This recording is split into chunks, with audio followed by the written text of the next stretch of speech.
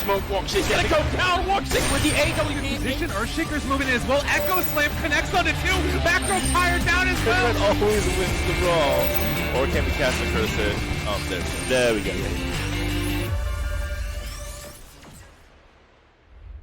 Lootbet.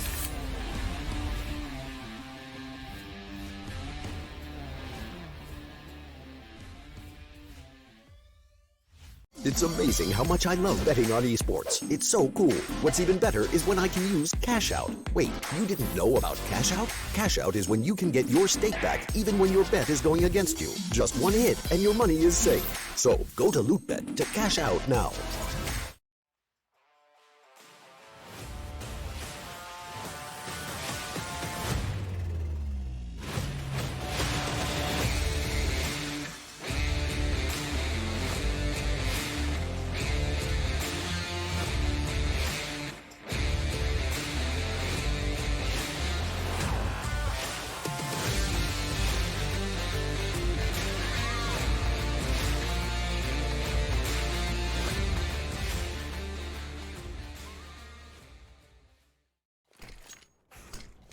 Hello and welcome back to our second best of 3 of the day. It's Lootbet Season 6. 20 teams battling out for their share of $50,000, and it all starts with the Swiss stage. And now we have Prosto versus Nemiga. The new best of 3, of course, first map. Tom, any interesting thoughts as we see a cheeky map change screen? It's one of those games where I'm kind of confused as to who will actually take this. I'd lean towards Prosto because at least in terms of individual players, I think they've got the better squad overall.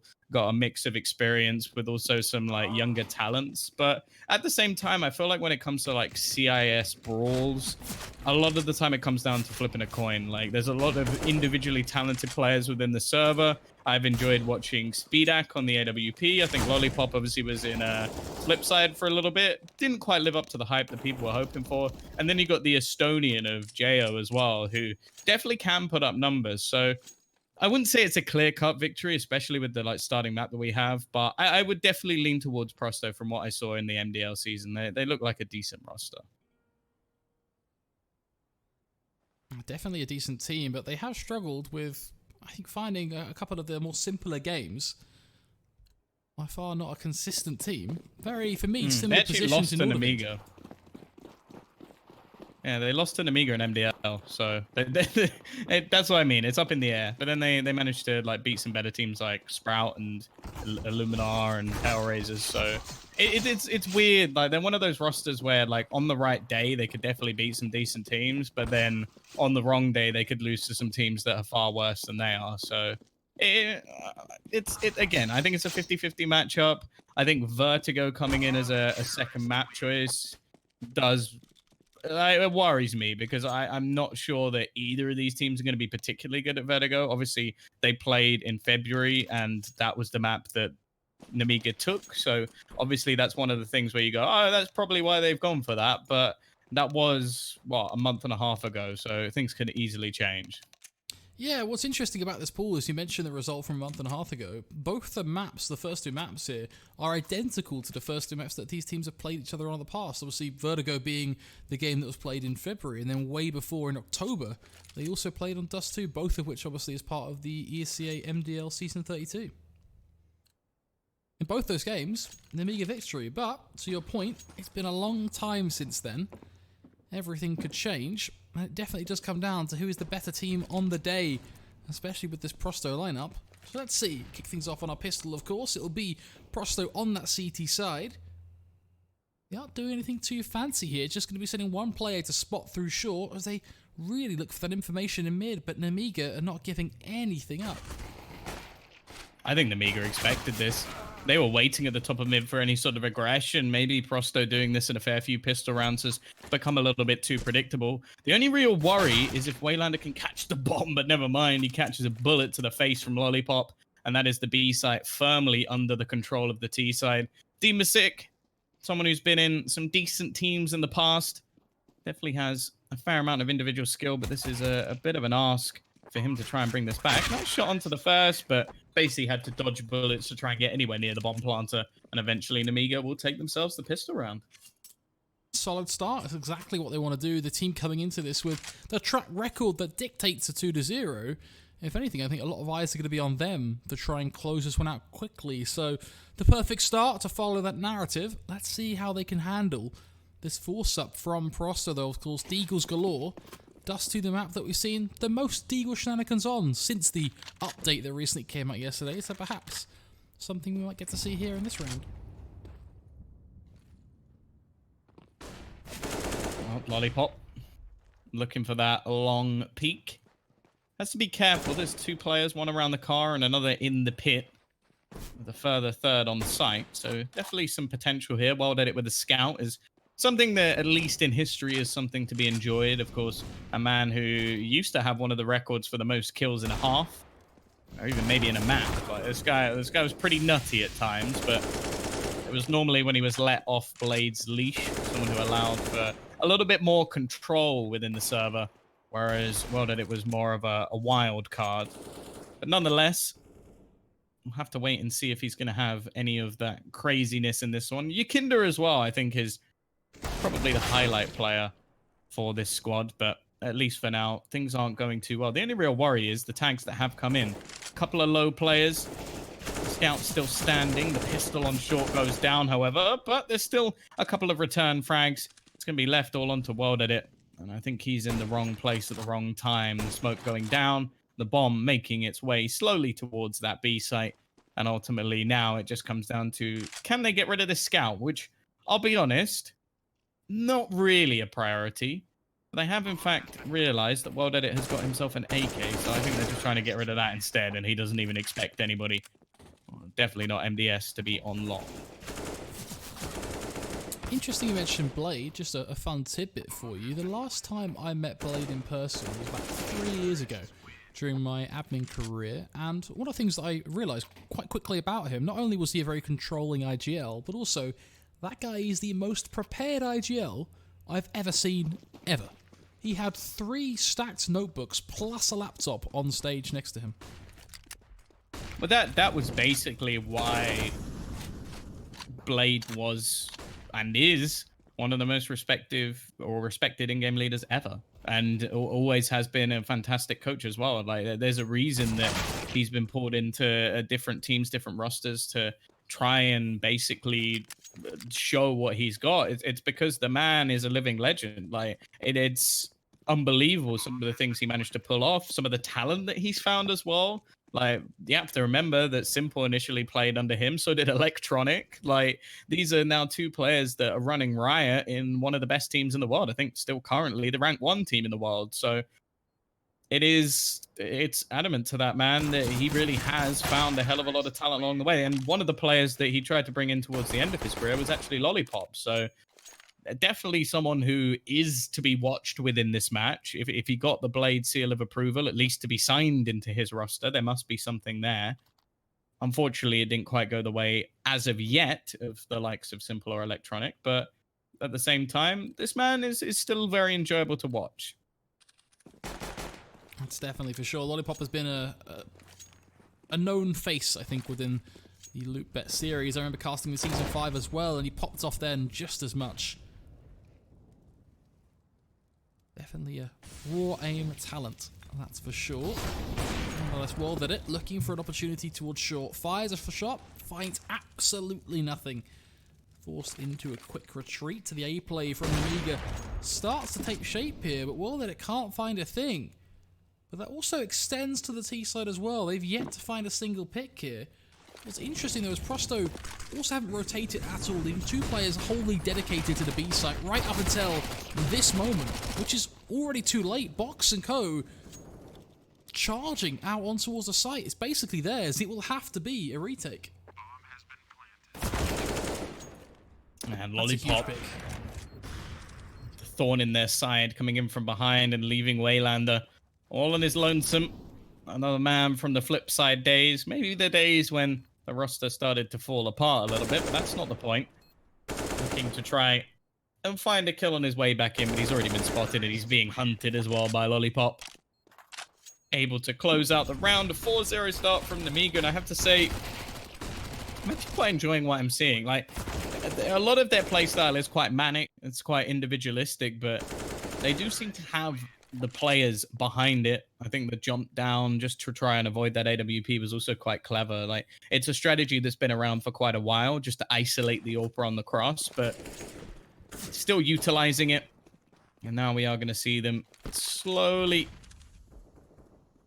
surely hold into positions. An aggressive peek from Jo at least. Gonna get one, but not prepared for the deagle. However, it won't matter. There's not going to be the retrieval of that AWP.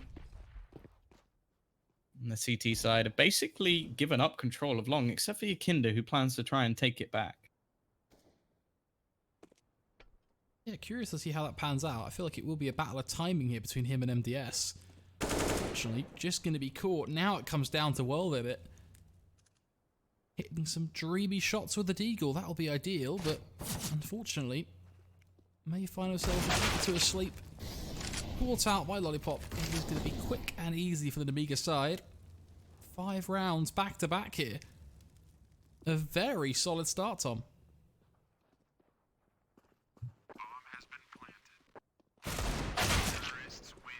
Already the 5-0 scoreline for Nemiga. I have to say, like, looking at Prosto, at least from what I saw in MDL, I thought they'd be putting up more of a fight than this. It was versus, I think, the Hellraiser side that I saw them play, and it was a bit of a messy match, so maybe that was why they seem to perform a little bit better than maybe they have done versus some of the other teams. But yeah, so far it's been a bit disappointing. Of course, I feel like Dust 2 is the most momentum-based map in the game. And a lot of the CIS teams definitely follow that. It comes down to individual aim. A lot of the time, the spawn's based, and just look at that from Lollipop, even getting dinked. Still manages to find the kill. They're looking for the trades, but there's still 2 players defending this, and there goes World Edit with that AWP. Someone I highlighted at the beginning who can just go off the chains. It's been a while since we've seen him in a sort of highly competitive situation, but he's going to be able to kick things off here. Jo is able to find one in mid, however, and this leaves an opening on the B side. All they can really do is hold the cross. Now, there isn't a smoke for the B side. You're going to get uncontested, though. No one's even looking their direction. This is a complete disaster from Prosto because, yes, they have the advantage, but the B site is notoriously so difficult to retake, Tom. It's one of the hardest sites in the game to get on, especially when you have a double up setup in play. Nickelback will swap out to the M4, but you've got Speedek and Tunnels already smiting you down with the AWP.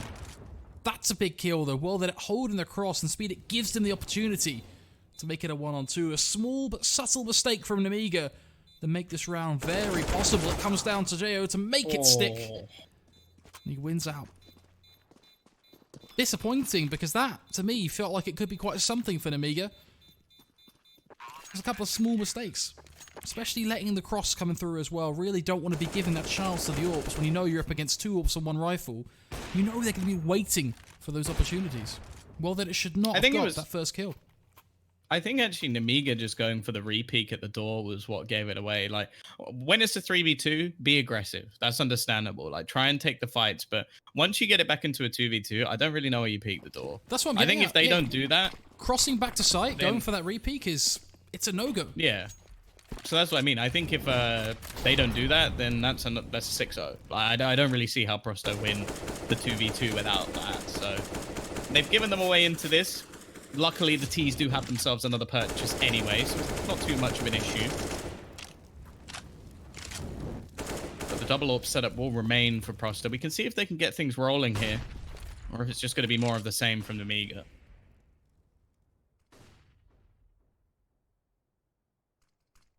Look how aggressive Nickelback was then for a second, just weaving through tunnels. Close to finding a frag, but not quite close enough. It will be World Edit to get the action here towards short. Definitely can land these shots, but unfortunately just simply overwhelmed. MDS will trade away. That opens up the A site here. The only player to try and contest it will be Yakinda, and he just doesn't want to take the fight. That bomb's in an awkward spot now, though, with the trade in mid and the way this has panned out. Nemiga have to completely concede the A control. Oh, I was about to say, I don't think that the CTs will be able to see it, but Dima 6 is going to go around the corner, and that is should be the bomb spotted. And I think now he should realize that there's a much higher chance of somebody coming in from behind him. So just going to reposition to try and hold into a spot. And it's not going to be expected. And now MDS, well, I don't really know how he gets away with it here. A sort of fake smoke to try and cover things off. He'll get the first, but it's not quite enough to cover off the second. So again, yeah, it seems more the flaws of the Nemiga than the great success coming out from Prosto. And it's a shame because in the early portions of the round, you actually see some good plays coming out from the CIS side. And instead, Prosto able to basically capitalize on the mistakes that are being made. This is the problem that Nemiga will face. If they keep giving Prosto these little openings here and there, they're going to start to build up the rounds off of them, and that's when this game becomes 10x more competitive. Need to make sure that they just start to minimize these mistakes, tidy things up a little bit, because it still feels like they have a significant upper hand here in terms of just actual play. It's just that they're giving Prosto ways back into the rounds.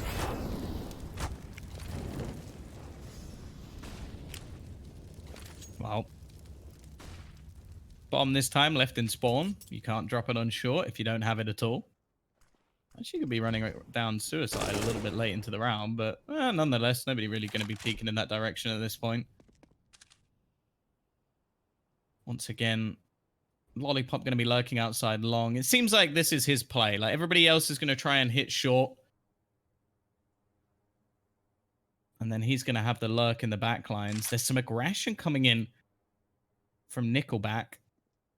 Just going to be looking to try and take the man out into lower tunnels. This gives so much information over to this CT side. They can pretty much gamble that this is not going to be a play into the B site anymore. It has to be on A, especially with 35 seconds left on the clock. And he might be able to catch someone with their pants down as he goes peeking back in. But they're already past the angle. But there's the head. That's exactly who we needed to find. And now panic will ensue for the remaining Ts. They know there's someone behind, but they don't really have the time to faff around trying to kill him. Jay was looking in that direction. They need to be dealing with the men on the site. And World Edit, his goal, drop the bomb. That's all he needs to do. Put that bomb to the deck. Don't allow them to plant it, but they are going to be able to clear him out. And the jump up comes in. He denies it. That's going to be the bomb on the floor. That's it. That's round done. All Nickelback has to do is survive. 1 second left, and I think he just about took it. Dear Lord, that was closer than I thought it was going to be. But in the end, the CT side just about grind it home. That couldn't have got any closer, though. Look at that shot from Nickelback. Just spotting the head. Waylander as well. Some key highlights from this round, that's for sure.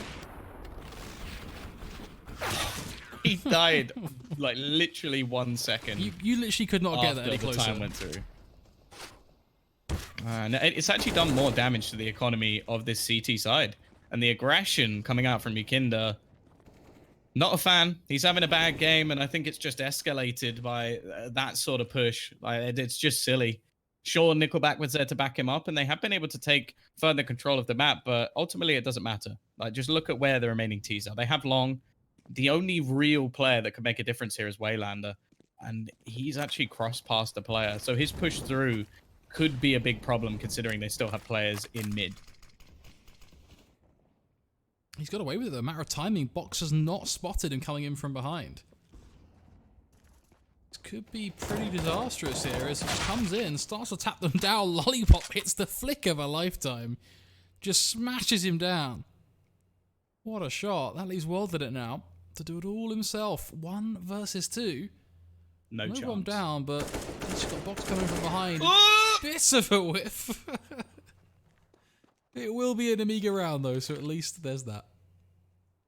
Both of these rounds have been so unbelievably close, and like, sure, the last one just about went the way of the CT side, but this one was even worse in the sense of, like, there were so many positions where if it was checked properly or just peeked properly, it would have been easy. Prosto could have taken that round. The fact that Box actually misses a few shots, he gives a possibility. And that was a round where the CTs already had issues with their economy. Now it's got even worse. They've got some pistols. They have an MP9, a FAMAS, and this is where Lollipop is just looking to try and have a field day. Just peek out long. They've been able to get this control a lot of rounds in a row, so they're just going to be fighting for this again. However, the CT side are more than aware of this. They've set up 3 players ready and waiting. Nice start from Demisik. World Edit not even revealed his position yet, so he'll get 1 for free.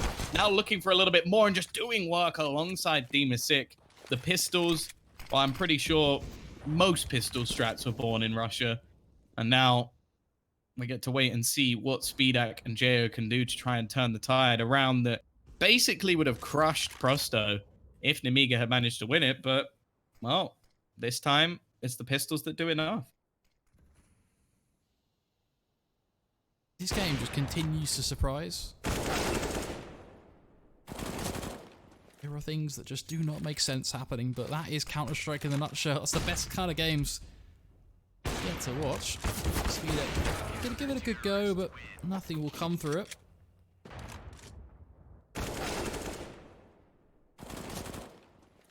I'm starting to see why these games have a close scoreline, even though they don't always feel close. It's just so back and forth in the weirdest of rounds. I think this is always the thing with like CS.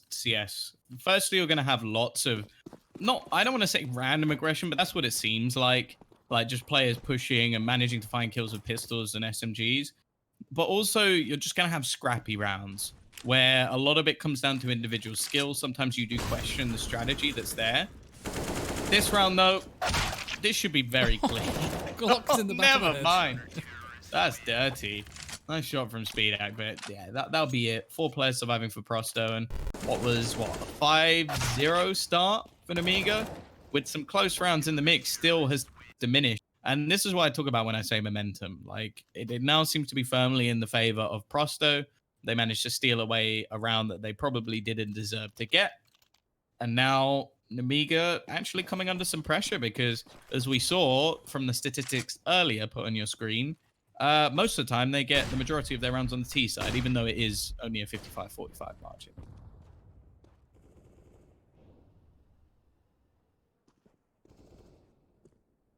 Let's see if Yukinda can up the performance a little bit. Definitely one of the players who, I think you highlighted before, has been struggling a little bit here. Just a couple of opportunities where he's reacted poorly, I think, to a couple of pushes. It's got caught out more than a few times. Hopefully, don't see him doing anything too wacky here. Nemiga starts to take short control. He just needs to get the information at this point, but unfortunately, MDS just walks through doors, absolutely batters him. And that will force Nickelback towards that B site. Yeah, it will force Nickel back. I tried so hard to avoid it. If you are Yukinda, though, what can you do? You literally dry peeked him at an insta headshot. There really isn't much. He's just so out of luck. Well, we're seeing some aggression from the CT side in order to try and rectify this. A peek coming out from Demisik. He's yet to be spotted. Timing just about works out for him. The remaining Ts in the meantime are making their way through long. It hoping for a pick and misses his shot. And that gives Jo a real opportunity here. They've completely sectioned off just one man in the form of Demisik. He doesn't even realize that he's completely lost the A site until just now. And by that point, it's too little too late. The bombardment of long continues. I'm glad that we didn't see Nemiga shy away from that position. I think that's one of the main flaws of a lot of teams is that you lose a round after being so dominant somewhere and you go, okay, that's it. We've now got to try something else. No, just because they succeeded once with pistols does not necessarily mean that it's ever going to work for them again. So Nemiga just basically play a little bit slower, go back to their bread and butter. And yeah, it didn't seem like there was really anything Prosto could do. The only real glimmer of hope was that one shot that came out from Demisik, and even that was a little bit too close for comfort. Interesting time for a pause now, though, has to be said, going into what will surely be an interesting round for Prosto, because they just have so much money in awkward places. Well, that it obviously can drop here to Yukinda. I would imagine Wayland to potentially drop something for Nickelback, or he might just go for an SMG. But they can definitely make something work here on the CT side. So I suppose it's a matter of figuring that out. and then looking forward into the round and seeing what you want to do there as well.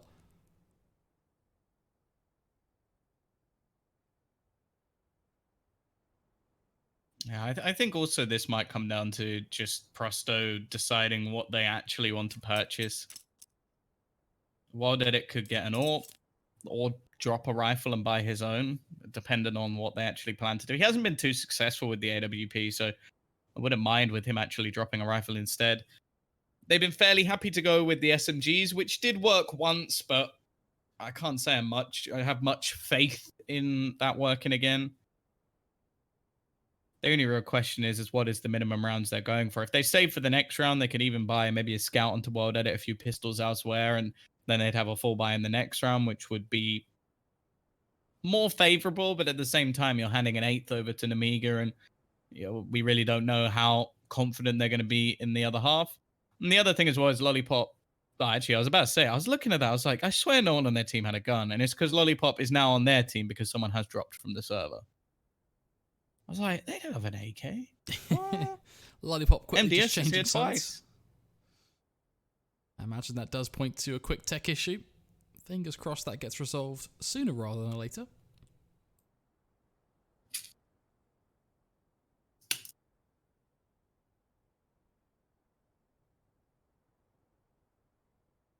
So Ryan, what's your plans for dinner? Plans for dinner? What are huh? you having for your tea? What are you having for tea? I think we're doing an early Easter roast. I think that might be the plan. Oh, I'm jealous. That's one of the things I miss about being in the UK. And it's not necessarily something I can't do myself, but I am lazy. So it's less about you not being in the UK. It's just that you're lazy. Then let's identify the important point there, because you could quite easily go to the store. No.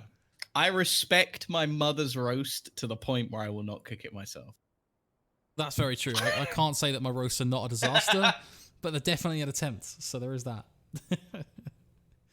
I can respect that. My plan for dinner is a chicken sandwich. Which, A chicken to sandwich be for dinner? fair, well, you saw what my lunch was. True. Like, no, it's mainly because I'm lazy and I have leftover chicken, and that is the best. There is nothing better than a chicken sandwich with just the leftover chicken from the day before. Like, no matter what you're eating, that bangs. So I'm hoping he'll get back in soon. Maybe add some mayo into it, and then we're talking. But I don't know about. Obviously, I'm not just eating a dry chicken sandwich. Like mayo I'm not chicken, a monster. bit of lettuce. You could be a savage. Who knows? You just thought I was just plonking a piece of chicken into 2 pieces of bread. There are bread. people I legitimately have seen who just take chicken from the night before, throw in some butter. And they should be imprisoned. I also agree. They are savages.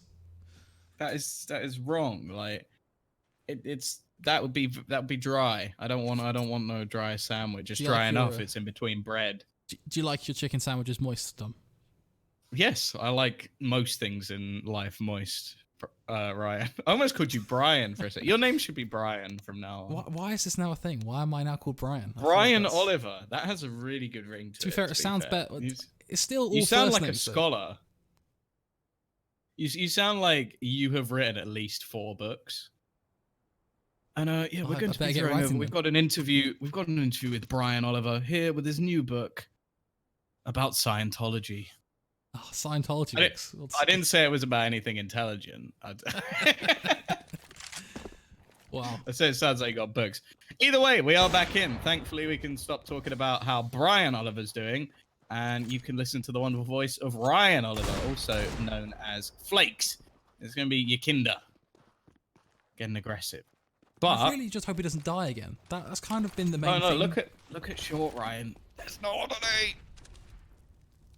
They have got well though, so there is a little bit of faith there. I think you got passive short play is not a problem, providing well that it can be a hero here and catch them on the cross. They slowed them down long enough with the smoke anyway. This Molly is going to come through, so well that it's done his piece, but then he just kind of whiffed, to be frank about it, and it's really fallen apart. This is the difference between you and me. You had faith. I did not. from Glass the half very full get-go. versus glass half empty. That's the way. No, I my not even half full. My glass was empty. I didn't believe you. Like they have wrecked him like 3 or 4 times now just by flashing him off and rushing him down, and he's whiffed quite a few shots. It's not well that it's not here today. He is pretty much the OG hit and miss AWPer. Like as said, he used to hold the record for like most kills, maybe even in a map or in a half. It was something ridiculous. He'd got a lot of kills. It was like 37 or something like that. Who was it in that an he official played match with in an official in a major qualifier 2016? I want to say. Surely that would have still been flip side. Fluffy Gangsters was the team, I believe. Who was that player? I do not remember that. I know that he played WSG with like Team Russia, and that team was tank. Like I think they finished second in the whole thing or something. There is a player who has also played with, who used to play on a team called Fluffy Gangsters. They played on, I could have sworn it's Fluffy Gangsters, I believe that's the team name. And they played a major qualifier, and the AWPer in that squad dropped something like 58 kills in a map. It was insane. Was that in OT though? I'm talking about regulation. That was regulation time. That was the previous I don't record. Believe you, because otherwise I don't believe you. Let me see if I can. In regulation, there's no way. I'm gonna dig this up real quick. In OT, sure, but in regulation, get 58 kills. I gotta double check the scoreline. Bear with me. I'm a find this. Here we go, though. We're pushing in while Ryan checks his lies. We are gonna have Demasic 1v3. Of course, this was more of an eco round coming up for Prosto, so that's why we have talked a load of waffle. More Ryan speaking waffle, because... Wow. I actually can't find even the player. That's going to bug me all day now, trying to remember who this was. Well, there is no player who got 58 kills in regulation. No, I just remember there was an AWPer who broke a record at one point at a qualifier in like 2016. I think that was World at it. Perhaps I'm just insane. Who knows? I'm pretty sure the record now is like 40 odd in regulation. So I don't know where you've got 58. That would be the sickest performance. It would be quite a sick performance, wouldn't it? Isn't it Crims now? I swear it's Crims, at least on LAN. I think it's config online with like 47 or something. Either way, we are into the round. So I'm sure there's some scholar in chat who can config's correct record us. Breaking 47 kills game in Dream. Yeah. I'll say. There you go. Yeah, that is not 58. 162 ADR. Yeah, you are now reading the stats of the thing that is not the play you made up. Hey, we're deflecting the point. The play I'm thinking of was in fact in a single OT. I've just verified. So, point slightly disproven, but we win some, we lose some. That is the storyline of Prosto as well. This time, they are going to get themselves likely around for their troubles here, as it is just Speedek and Lollipop who are trying to hold on. Yeah, Speedek actually once got 700 kills in an official match. It's very true. True. Verified statistic, direct from HLTV. You know what's still frustrating? I still can't figure out who this AWPer was I'm trying to think of. Because you made him up! It's just fake news. There was a game in OT where I casted 58 rounds of Electronic playing against Rebels, and he was a beast in that. He played against Gambit, played for Rebels, I mean. But, like, I've never heard it, like, I can't believe he's also got 58 kills in regulation. That'd be mad. Maybe 58, a match 48, easy mistake. I mean. Well, Yakinda is someone I highlighted that I thought would do quite well. He's currently got 3 kills. It's not quite as impressive. It's going to be the pistol round. Prosto is going to be running in. That is a wonderful scoreboard that we currently have on our screen. The action right now. Yeah. I can tell you Nemiga are winning this pistol at the moment because they have 4 players alive. The only one that's dead is actually Lollipop. And he currently has 14 kills, although Jo is now dead too. And it's somehow into a 2v2. This actually seems like a very exciting scoreboard round as it's come down to 1v2. Sick. There we go. There we go. Hey, right at the end of the round. You've absolutely smashed it. We have way too much fun. As if that couldn't have been, that must have been on purpose. I'm sorry, but how do you do that at the end of the round? That is impeccable timing. Like to go, right, all of the action has ended. Now we'll get ready to score.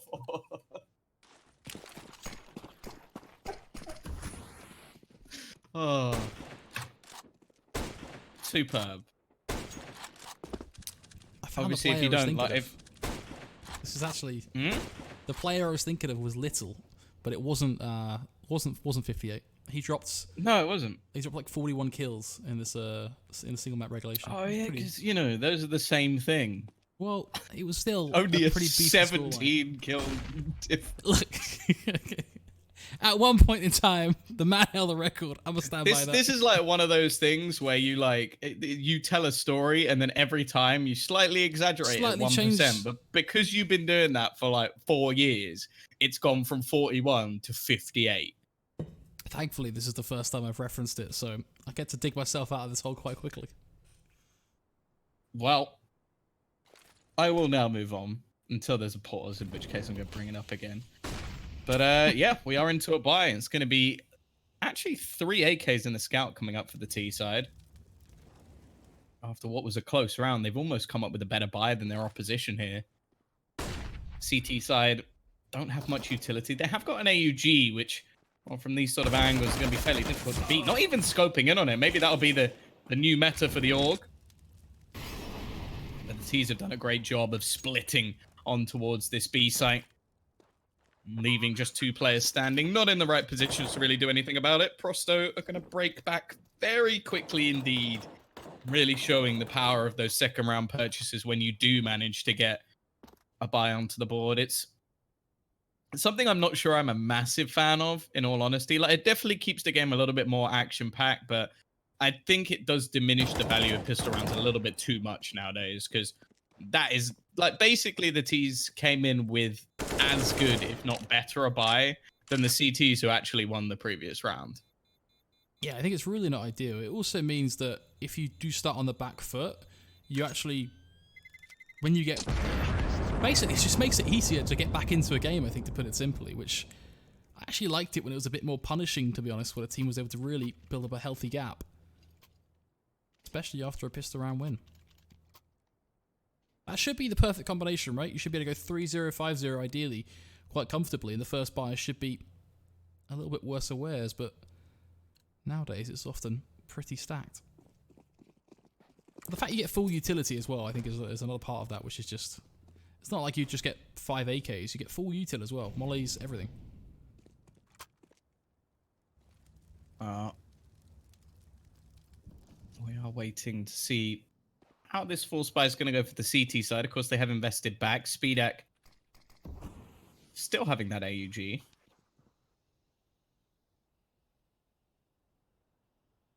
Lurking outside the B side. But she's fairly well stacked up. I suppose this is one of those rounds where they are taking some risks. So it's understandable that it's quite a heavy mid presence. Maybe expecting a similar scenario to the last round. Not too bad a start, an early trade. Push coming back in, but that's the bomb able to get on towards the site. Now things become a fair bit more difficult for the remaining CTs. Speedak hoping he can find someone on the cross. And we'll be able to at least put some damage onto the man planting the bomb. But this retake at the moment seems like it's him and him alone. They're almost allowing him a 1 versus 2 as the remaining players try to just hold off any further rotations. And in the end, it's only going to be MDS able to find a kill. He's hoping that he can retrieve an AK, which he will. But ultimately, the next round is likely to be him and him alone.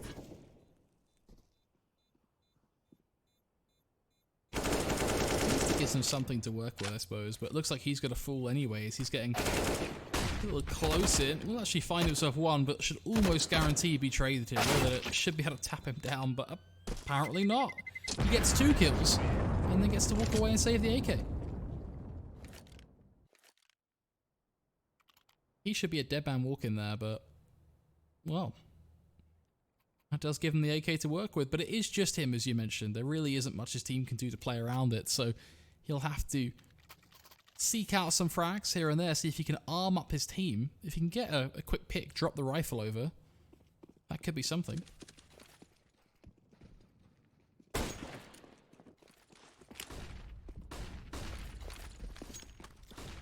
Oh, gonna be the flash bombardment of long. These things quite difficult for the CTs. Bit of a messy spray. Almost sees a Waylander hit the deck, but ultimately that is the easy work done. Still MDS. You can see the temptation to get aggressive to the top of mid, but the likelihood he's just going to try and stay close to the site. The remaining 2 players that aren't on long on the T side are just trying to spot anybody making a rotation, but they're all already up short. Decent positioning from Nemiga in this round. Lollipop hoping to try and find someone on the cross. It's more down to the AK of MDS, who has been able to find a pick. They don't actually have that much utility to get across this, but they do have smokes available. I'm quite surprised they're continuing to take this fight. They could have just smoked the cross and walked across, and instead, they've lost the majority of their players. Waylander down to just 12 HP. The bomb currently sat on the deck. Sure, Demasik is in a good position and should be able to kill off both, but he still only gets one. Waylander's 12 HP. A shot to the foot, well, at this point, would cause this round to be done. This has actually just become a winnable round. Demas should have been able to swing CT there and preferably find both players, but now Lollipop has a real chance. Just shoulder peeking off the bomb here. Waits for the push to come through. Spots him. Job done. There is no way Nemiga should have no say in this round. That is ridiculous.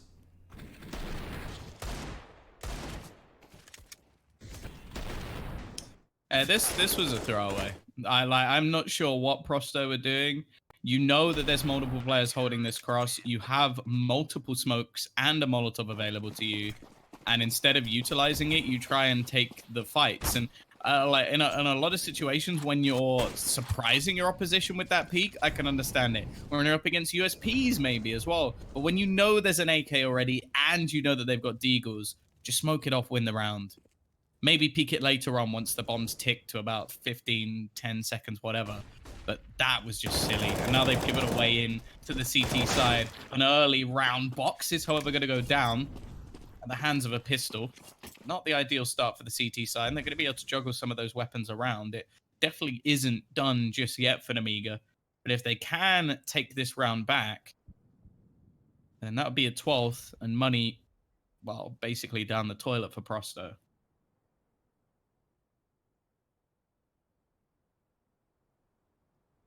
All they have to do right now towards long is just hold the cross. And yes, does a good job so far, but unfortunately just Dima trades him out. From there, long control completely taken. And Nemiga left in quite a tough position here now. You see Spirit just trying to, again, almost hold the cross towards A, but completely concedes it. This should be an easy round for Prosto to close at this point.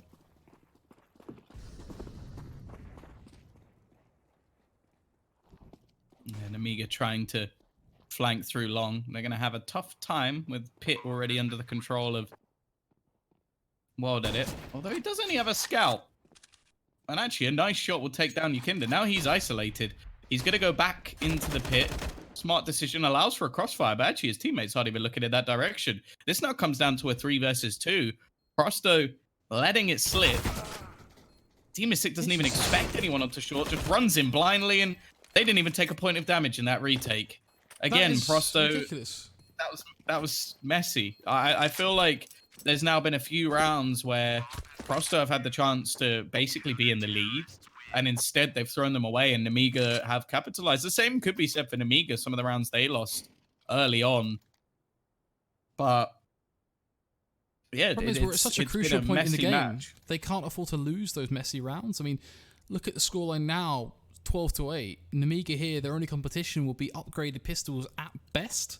Prosto, of course, have to save money for a future buy in round 22 here. So for Nemiga, shut down these pistols, and you're looking at 13-8 win the buy. We go as far as 14, even 50. Utility's pretty good here as well to hold back this push. Well, then it will get the trade. Jo just has to spray down now, but decides, actually, I'm going to get defensive here. I'm going to smoke off door and just wait for my team.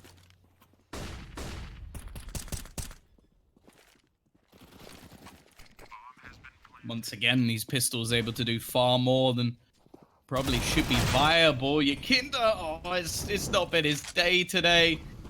A chance for a kill and fails at it, but at least the trade's coming back elsewhere. World at it turns it into 1v2, but Speedak a little bit too quick around the corner. It's going to net the 13th. Not a bad for the pistol force in isolation. You really wouldn't be too upset with this sort of round if you're Nemiga, or if you're Prosto, I mean. But at the same time, this map is starting to slip away from them. I feel bad for Yakinda a little bit because he did everything right there. There really wasn't much he could have changed.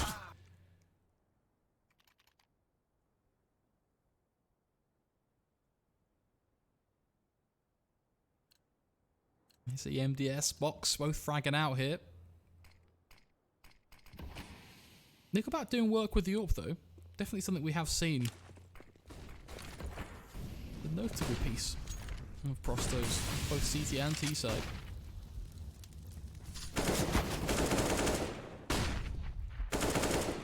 Wow, nice hello, work from Yakinda. Finally, we see a step up from him. Almost a third kill. Slightly stolen away. MDS.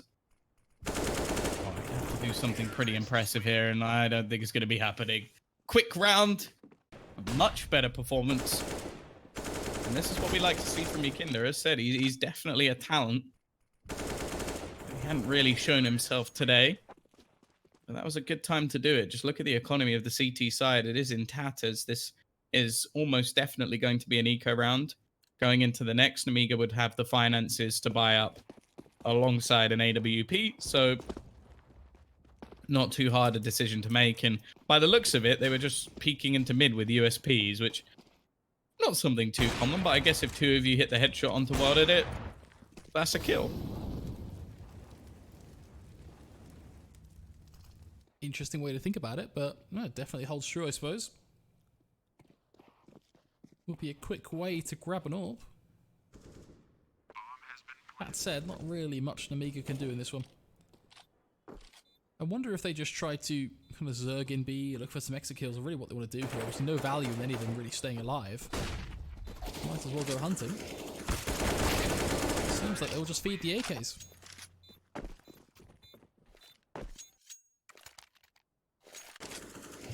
Oh. Ever closer it gets, 13-10.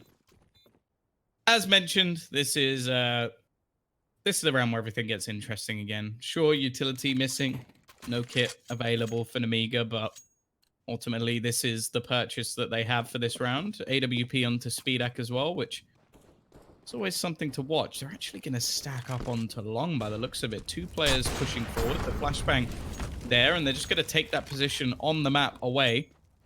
Wouldn't be surprised to see someone get aggressive into the pit as well.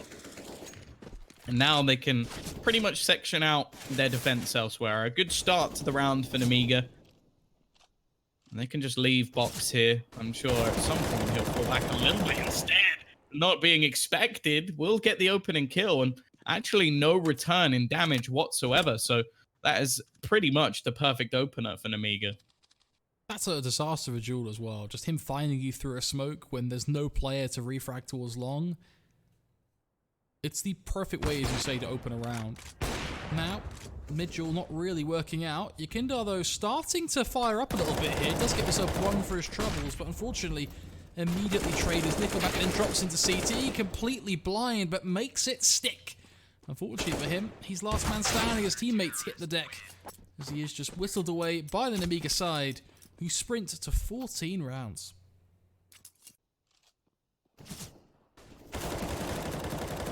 Yeah, it seemed like they were much better set up in that round. I always like to see a team being proactive on the CT side of Dust 2. I feel like you have to be. There has to be gambles taken if you are going to be able to defend the site. Mainly because you can't actually defend everywhere on Dust 2 all at once. Unless you basically have all of your players popping off. It's very, very difficult. So taking those risks to set up individual players. And they're doing it again. But this time it seems like the T's have their own counter to this.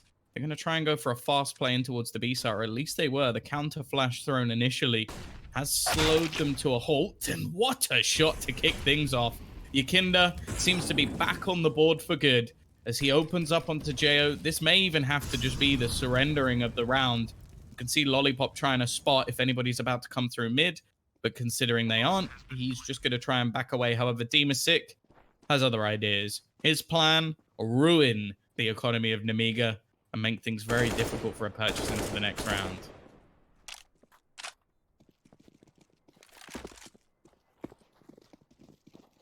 Definitely curious to see if there's any fight in Prosto here.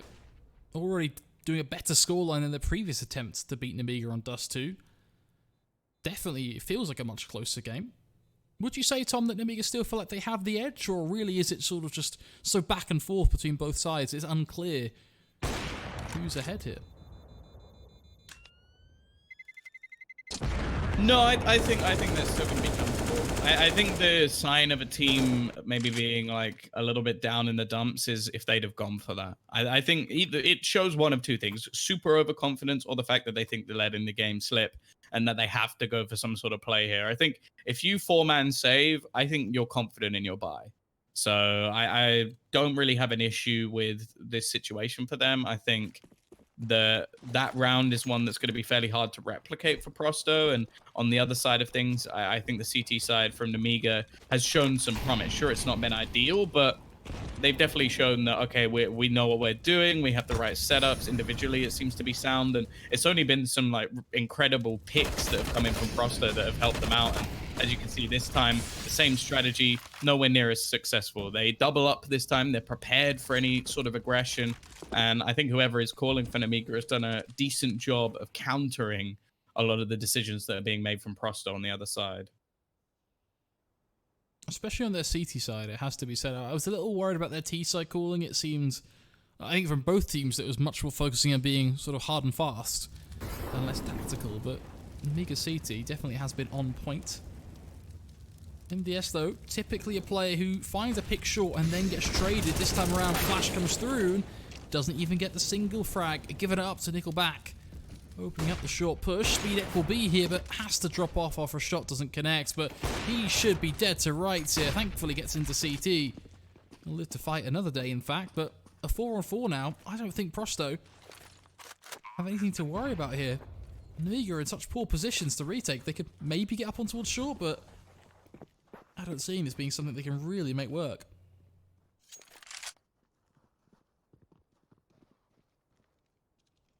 And not a whole lot of time, but we have seen things like this slip before. Demasick, good position.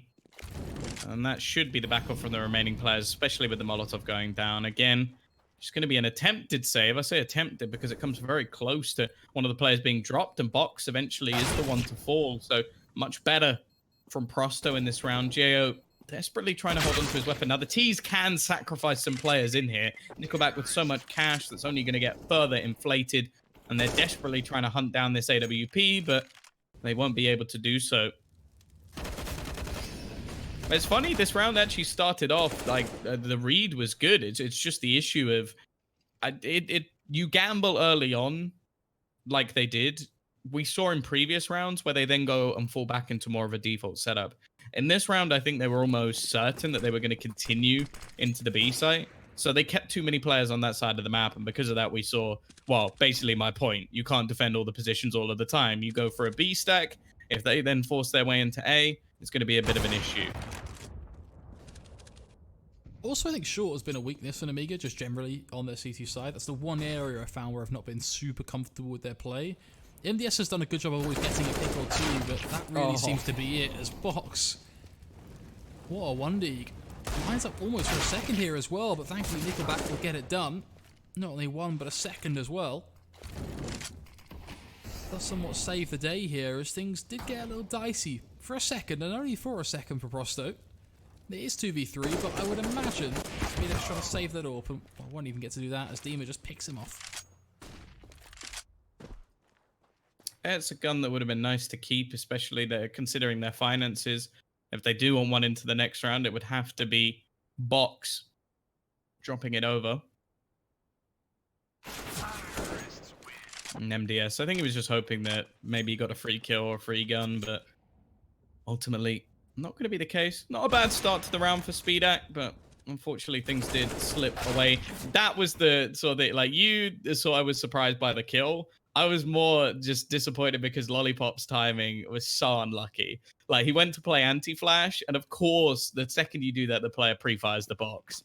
So he wasn't even facing his opponent. Probably wouldn't have mattered. He only had a pistol, but even still, we're actually going to see another eco coming in. So Prosto basically looking to allow their opponents to take, well, I was going to say take the equalization, but this stack towards long has worked out wonderfully. They managed to do so much damage. The USP coming through from Speedak could even drop another. They've got to be careful here that they don't let this one slip away.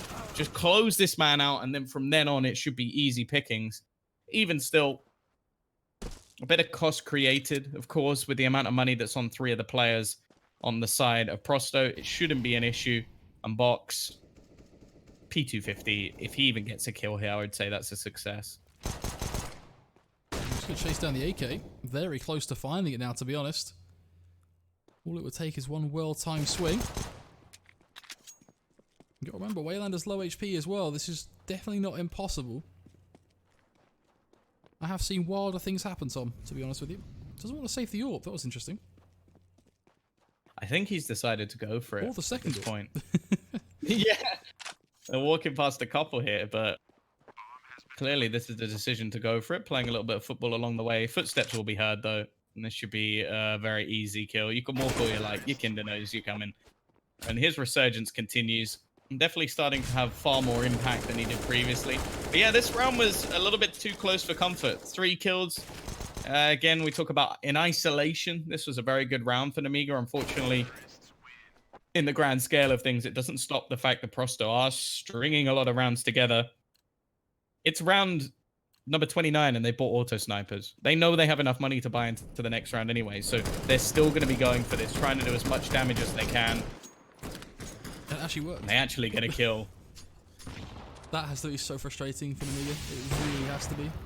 Waylander then finding Speedak as well. This pretty much guarantees a map point now for the Prosto side. Lollipop will trade things back though. If he can be a hero on B, that could change everything, but it would have to be him versus the world. What Yakinda would start to pressure him, but he's been baited by MDS, who's just trying to keep his attention focused on him so that Lollipop has the ability to actually try and defend himself.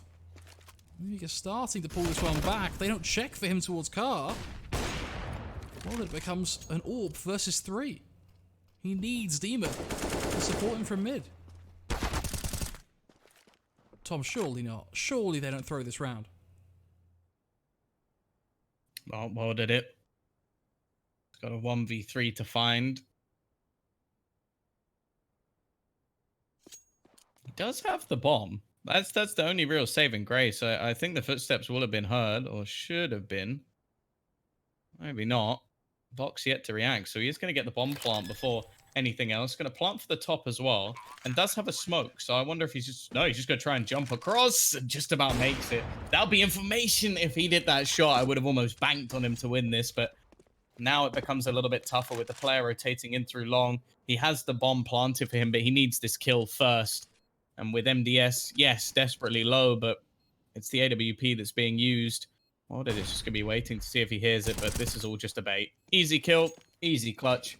And it's going to be a 15-14 in favor of Nemiga. Just one round needed to close out a map that they probably should have closed out a long time ago. But at the same time, the streak of Prosto. Wow. I think we might have an overtime on our hands, to be honest. Ended.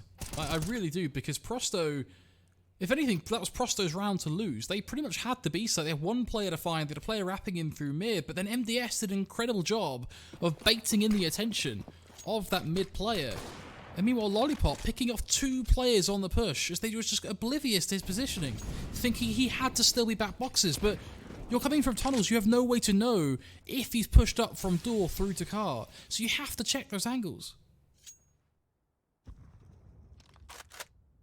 Well, the combo breaker could be enough to put the nail in the coffin. I've seen plenty of failed comebacks before. Just wondering if this will be another one.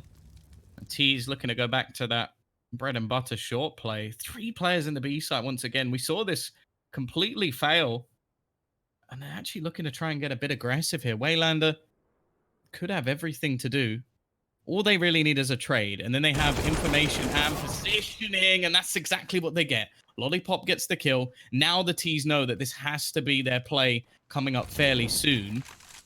Molotov going to be going.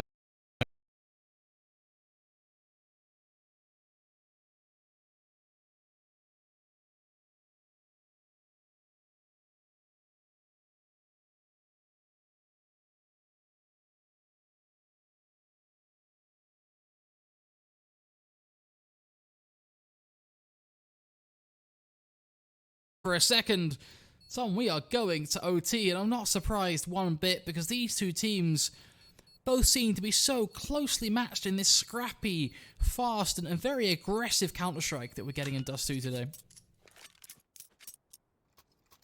Yeah, I'm surprised they go for that B stack. I'll be honest, like it failed so miserably last time. Like to risk it once again, it just doesn't seem worth it for Nemiga, and that was one of the real failed strategies for them. Of course, now going into OT, well, they've got to try and forget about all of that. They've had their chance to close out the match, and now we get the AWPs brought up early into this one. In fact, a couple. They're going to be on the secondary. He's been good at finding openers, but it was something just as a placeholder. And Wilded, in fact, is going to be the one to get that opening pick. Lollipop hoping to try find the trade. Flashbang doesn't quite catch the opponent, but the AWP will do instead. As Wilded, it starts to rise up as well. Nice shot to actually get the kill through the door. Jeo on the AWP. And he is going to be there for the cross, but the double smoke's down. Shouldn't be too difficult for the T's to actually get onto the side. It also forces away both these short players. If Wilded falls here, though, might see an opportunity. But how is he still alive? Oh my goodness. That is insanity. Jeo does fall towards the site, though, so that I think denies SpeedX really much more opportunity here, but he's going to give it a go anyway, it seems, taking the AWP up close and personal. I wonder if he knows that one of them is low. First, whips out the USP, and somehow he has pulled it off. I do not understand how Nemiga can pull these rounds out of the bag. SpeedX gets the 1v3. What? That was so dirty. Just with the USP at the end, just spamming shots away.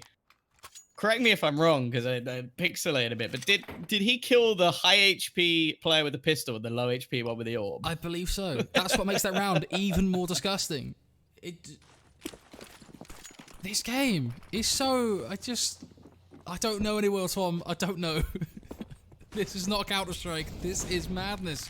Waylander aggression straight out through long. SpeedX will at least trade it back. And we're already at a 4-on-4. The A-side play looking extremely like here as Prosto will come barreling up through long. SpeedX on one now. That was the thing that gets him pumped up. Almost shooting the corpse in the corner because he's hunting for blood. And he's actually going to go peeking back into long. This is very risky, but I don't think it will be expected at all. Another for SpeedX, looking to try and close it on his own, but he does have a bit of support. Dema6 still has managed to get it into a possible scenario. The CT pushing into the corner. A little bit too risky for my liking. You have to bear in mind that if he loses this 1v1, it could be a problem, but luckily, it's going to be the peak from Dema6 with just his knife out. 17 to 15. Of course, the T side don't have any issues with money. Thank you, 16k MR3. And that means we are going to get a buy in every single round. And in fact, they're going to be purchasing some auto snipers, looking for that early damage onto the crossing players. The smoke's not going to help you too much, Box, as I imagine there should be a tag coming in. They're actually going to go close. It's only going to be Jeo who actually takes any real damage. And Box, for some reason, decided to try and cross back over the door, which seems kind of crazy. But even still, it is going to be Jeo to get that opening pick. That's the most important thing. This is just looking like Nemiga are on fire right now. We do see Dema at least chime in for one for the Prosto side, but really, hold on a second. How? 3 picks at 3 different areas of the map. One towards long, one on B, and one on mid. Prosto are everywhere. I don't think Nemiga know where the bomb is. That is a round and a half. They took A long, took the B site, and took mid concurrently, and found 3 1v1s and won every single one of them. Yeah, I'll be honest, I don't really know how they let that slip. That was a 5v3 situation that ended up with 3 players still surviving for Prosto. So, again, we've spoken about many rounds that have been let slip. Of course, it was the T side ultimately that was better for Nemiga, a 9-6 half for either side. But at the same time, a lot of that came down to economy management, some pieces missing for Prosto. So it's definitely going to be a question of whether or not they can still be as effective as they were in the first half. Especially at the beginning of the half. Yikinda definitely had a bit of a resurgence. Can he continue that, or is he going to go back to the poorer performance? And they've actually gone for a double back through in towards mid. Smoke's already down, looking to try and wrap around. There's only going to be one defender. It's Waylander to try and hold on as the remainders push through, and that's exactly what he's doing. Crisp and clean and leaving speed at 1v4. And this time, it's not going to be happening. Fantastic hold from Waylander. The strategy from Nemiga, definitely not a bad one, but they couldn't get past him. That's some vintage Waylander right there. Beautiful play towards B, just holding door, flicking towards window, and then holding off the B push as well from big box. Is exactly what he had to do to allow Prosto to equalize things back 17-17. I'd ask you who you think's going to take this one, Tom, but I don't think any of us have any idea right now, to be honest. This game just all over the place. Flip a coin. That will tell you a more accurate result. Well, once again, we're going to see pressure put onto short. Both teams seemingly struggling a little bit, but might just be a bit of an elaborate ruse. A solo peek out from Jo, hoping that nobody would be watching, but instead just hands away his life, and Demasik even just going to get up close around the smoke. Tease a man down and potentially letting this one slip away. We need someone to step up here, and well, Lollipop was one of the main performers on this T side. And Long was definitely one of their successful positions. Waylander completely forced off, but Yikinda, he's been a different breed since the second half. Wild at it, looking to try and support, and we'll do just that. And while Lollipop can't hold on any longer, it's left onto box, but he's not in the right position to do anything. And now Prosto have themselves an opportunity to try and close this one out. The question is, do they, or even can they? I think right now it seems like they've been able to start linking rounds together on their CT side. And you mentioned Yikinda really has started to step up, and what a time to come alive as a player as well. He could be the difference maker that helps Prosto get this over the line on their CT side. Just one round now, all they need. Looks like Long will once again be the target.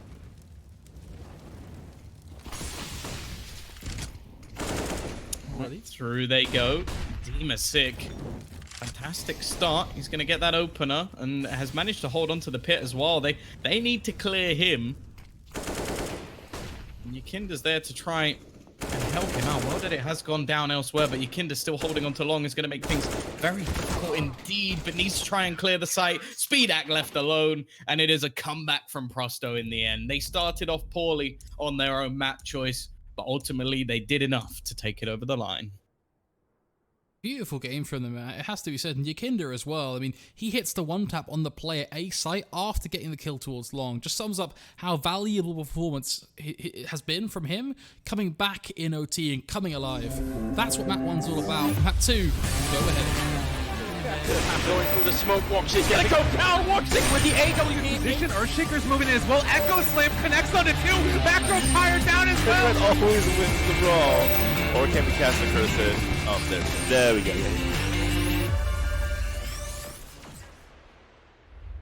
Lootbet.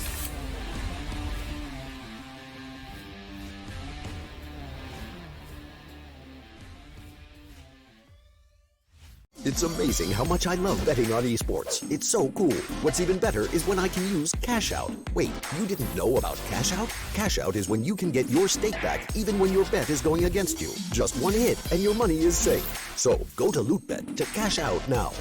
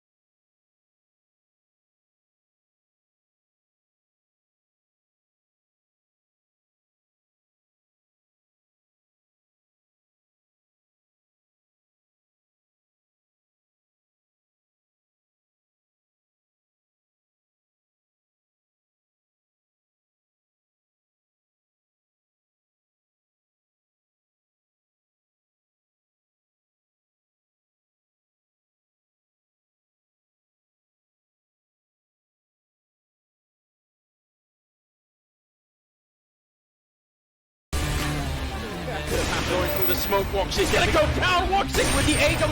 Position, Earthshaker's moving in as well. Echo Slam connects on it too. Back row tire down as well. Everyone always wins the brawl. Or can we cast the cursor? Oh, there we go.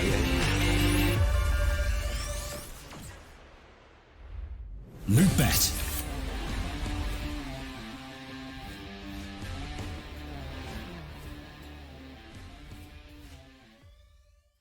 It's amazing how much I love betting on esports. It's so cool.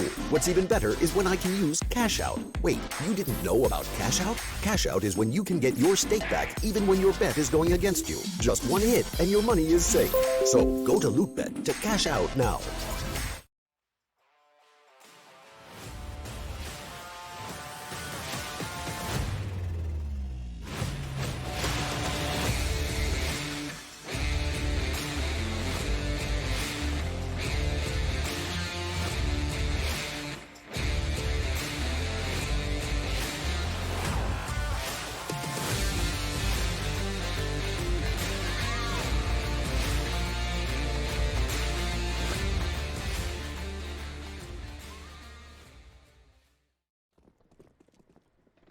Hello folks, welcome back to map number 2. What an interesting first map it was. Back and forth, overtime. It was just pure craziness, but now we're here on Vertigo. The next big outlier of this best of 3, which just, I think really, to be honest, turns it up a notch even further. I have no idea, Tom, who takes this game. Please tell me you have some level of insight for me. Chicken sandwiches are really good. Great. I mean, at least, what? Tell us more about the chicken sandwich. What's in it, for a start? We talked about this last map. I feel like we need to be filled in. I'll be honest, I didn't have much time, so it's just chicken and mayo. Between two nice white pieces of bread. That's a basic chicken mayo, but I respect that. I'm a basic bitch, Ryan. You need to get to know this. You should know this by now. People at home should know this. But, yeah, I'm assuming you didn't mean insight just into my life and how things are going. So, in terms of the map, you should be more specific, Ryan, in future. Based off previous matches, you would lean this to the favor of Nemiga because they had played this versus them before and won. However, I have learned from watching CIS Counter-Strike that nothing is set in stone. We've seen Fours manage to play all the way through to the final of Blast Russia and beat some top teams. Like, sometimes the CIS rosters manage to pull off some amazing things. And I'll be honest, Prosto played this versus Hellraisers. It was a mess of a map, like lots of individual plays, silly plays, things where I wanted to just throw my monitor out the window and walk off. But I'm hoping that since then we've had some practice and it'll be a little bit different, but I'm not holding my breath. So honestly, Ryan, it's completely 50-50 and I've just wasted your time. Well, I appreciate that. You've definitely done a classic time fill, but we're in the way now. Lollipop, Speedek, both going to kick things off. Jo finds a shot as well. Nemiga looking pretty good here so far on their pistol round. Their only opposition is Nickelback, and, well, he's not singing a thing today. Completely shut down. Even just Waylander. Ooh, one is lonesome. And we are just a wannabe big roster. You know, it's a good song. I'm not really helping, am I? I feel like I'm leaving you to do the majority of the cast. There's not much to talk about in pistol rounds. It was an aggressive play towards the ramp. Neither of these teams really play this too much. 16.7% on pistol wins. That's pretty brutal. Wait, did they win that? They didn't win that pistol, did they? No, that's just gone down. It was already bad. That stat has just got lower. Holy moly. That is not what you like to see in CS. We'll see. Maybe their second round percentage is like 99. Although that is very unlikely because I don't think they played 100 maps of Vertigo. But we'll see. Or 99, I suppose that'd make more sense. That'd mean they've won every single one. I feel sorry for the poor soul that's played 100 maps of Vertigo. Yeah, I don't know how you would do that to yourself. Most professional players should have played. I reckon I've played like 30 or 40, maybe more. I've played a fair few matches of Vertigo. I don't think it's that bad a map. I think it's only bad when you haven't actually played too much of it. Like, it does seem quite a daunting task, but there's a lot of executions people have worked out at this point. Nonetheless, this is one of them. The smoke wall thrown up makes it very awkward for the players on the A site.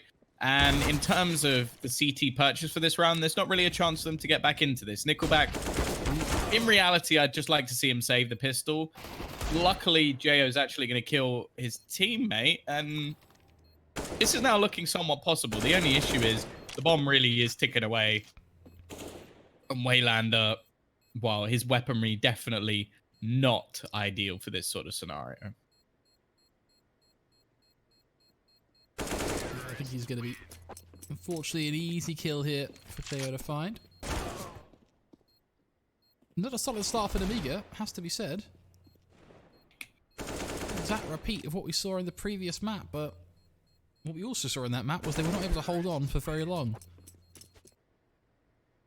Do you want some more insight, Ryan, while we're into a eco round? Go for it, I'm curious.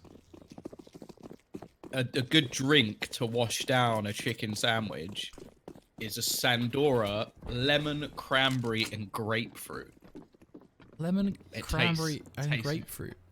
What sort of a It combination is that? See, it doesn't sound great, but it is good. It's like a little bit tangy. It's refreshing. It's woken me up a little bit, ready for the map. We got a PP Bison. I'm excited to see it. I will say that I feel like there should be a mechanic that I'm probably throwing production under the bus here, especially considering they cannot hear me right now. But they should have a specific crosshair for Bison players, which fills up half the screen, because that is not accurate. When you run and spray with a Bison, it goes absolutely everywhere. So I think you need one of those like motion ones where it just like completely moves, like the weirdos who have dynamic crosshairs. The weirdos who There you have go, dynamic Ryan. crosshairs. That is my insight. Is that your insight of the map? Thanks, Tom, for dialing in, giving us some welcome. wonderful insight. Hey, look, the PP Bison got a jumping kill. That's pretty good. That's normal for the PP Bison. If you shoot enough bullets, it doesn't matter if you're running, jumping, or even fly. Well, if you're flying, you're cheating. But yeah, you're still going to be able to hit your shots because it's not that accurate anyway. Here we go, though. Jo, he's kept it. Can we just watch? Can we have Bison cam? This is exactly what I wanted today. Like, this made my day so much better. Jo, he's Estonian. I started casting in the Baltic scene. He's bought a Bison. Like, he's pulling at my heartstrings. Obviously, the first one, he didn't really have a choice where he was born, but the second part, I like it. Unfortunately, wasn't able to trade that kill. I feel like he might have been able to with a rifle. Nickelback's going to be able to Molotov a player out of position, and, oh, he's going to get the one. Keep it with an advantage for his side, but the trades leaving Speedak all on his own. He had a great first map, and they've had a strong start to this one, but Yakinda is going to pop his little head and give Prosto their first round onto the board.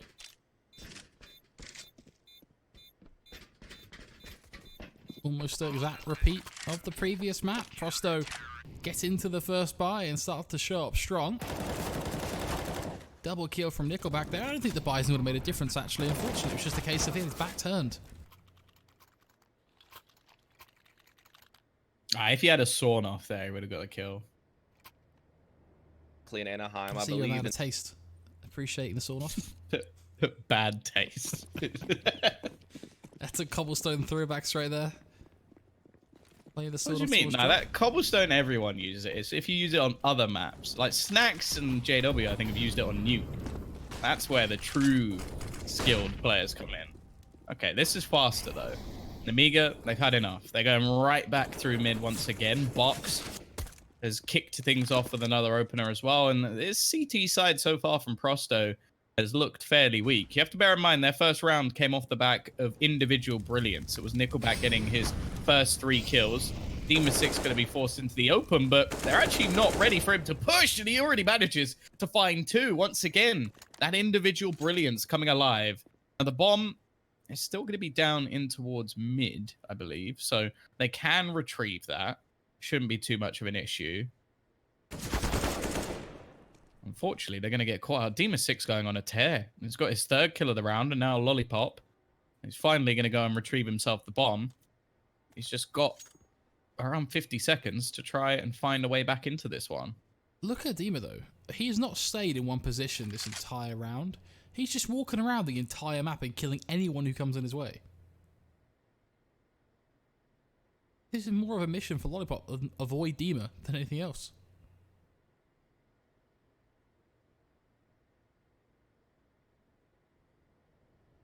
Should be able to get a free plant here though. Will be taking his time, I'd imagine, just to check the site, make sure no shenanigans occur. This is a very safe plant spot as well.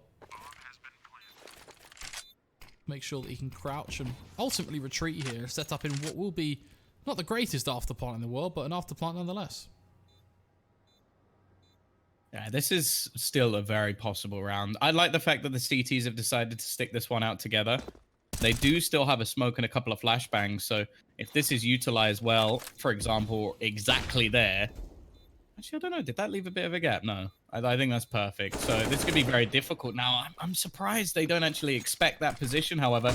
And Demasik, I don't think he's run out of time. He's got to get on it right away, and yeah, not enough time to actually take that one home. So he gets 4 kills. It's still not enough for them to win the round.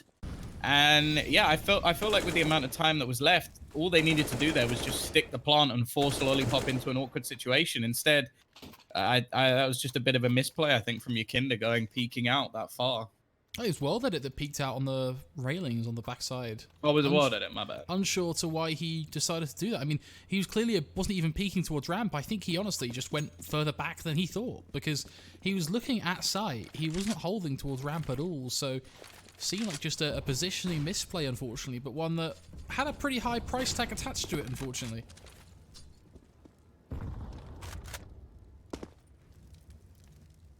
Well, they have managed to buy, nonetheless. I haven't seen the CTs be too proactive in their defense of the A site, which means that you don't really have that much information. And that's what a lot of teams have started doing. Deep smoke, getting right down the ramp so that basically the T's have to try and take that off you at the beginning of the round. Instead, they're just waiting patiently back towards the site. A fair amount of noise being made. It might have been the smoke falling down there, but it actually just goes into the little alleyway down the side. So instead, it's just patient play from both teams. NDS waiting. I think they realized that the CTs might be a little bit lower on cash, so trying to force them into a position where they go looking for information so that they can actually gamble their stack. Instead, the CT side have just waited, and now the Ts have to go back and retrieve that bomb. With 40 seconds left, they don't actually have any idea where these remaining players are. This becomes a problem because it gives them the element of surprise. Lollipop will try and use that now to his advantage, just getting ready to peek up, smoke out as well. I'll give him even more of an angle here. Well did it with one hell of a frag on box though. What a shot. That makes it a 5-on-4, so at least an opener here. As Nemiga can then get up and above. Well did it, just causing a ruckus right now as Prosto just dropped the hammer and well did it again to finish things off. A triple kill from him with the AWP.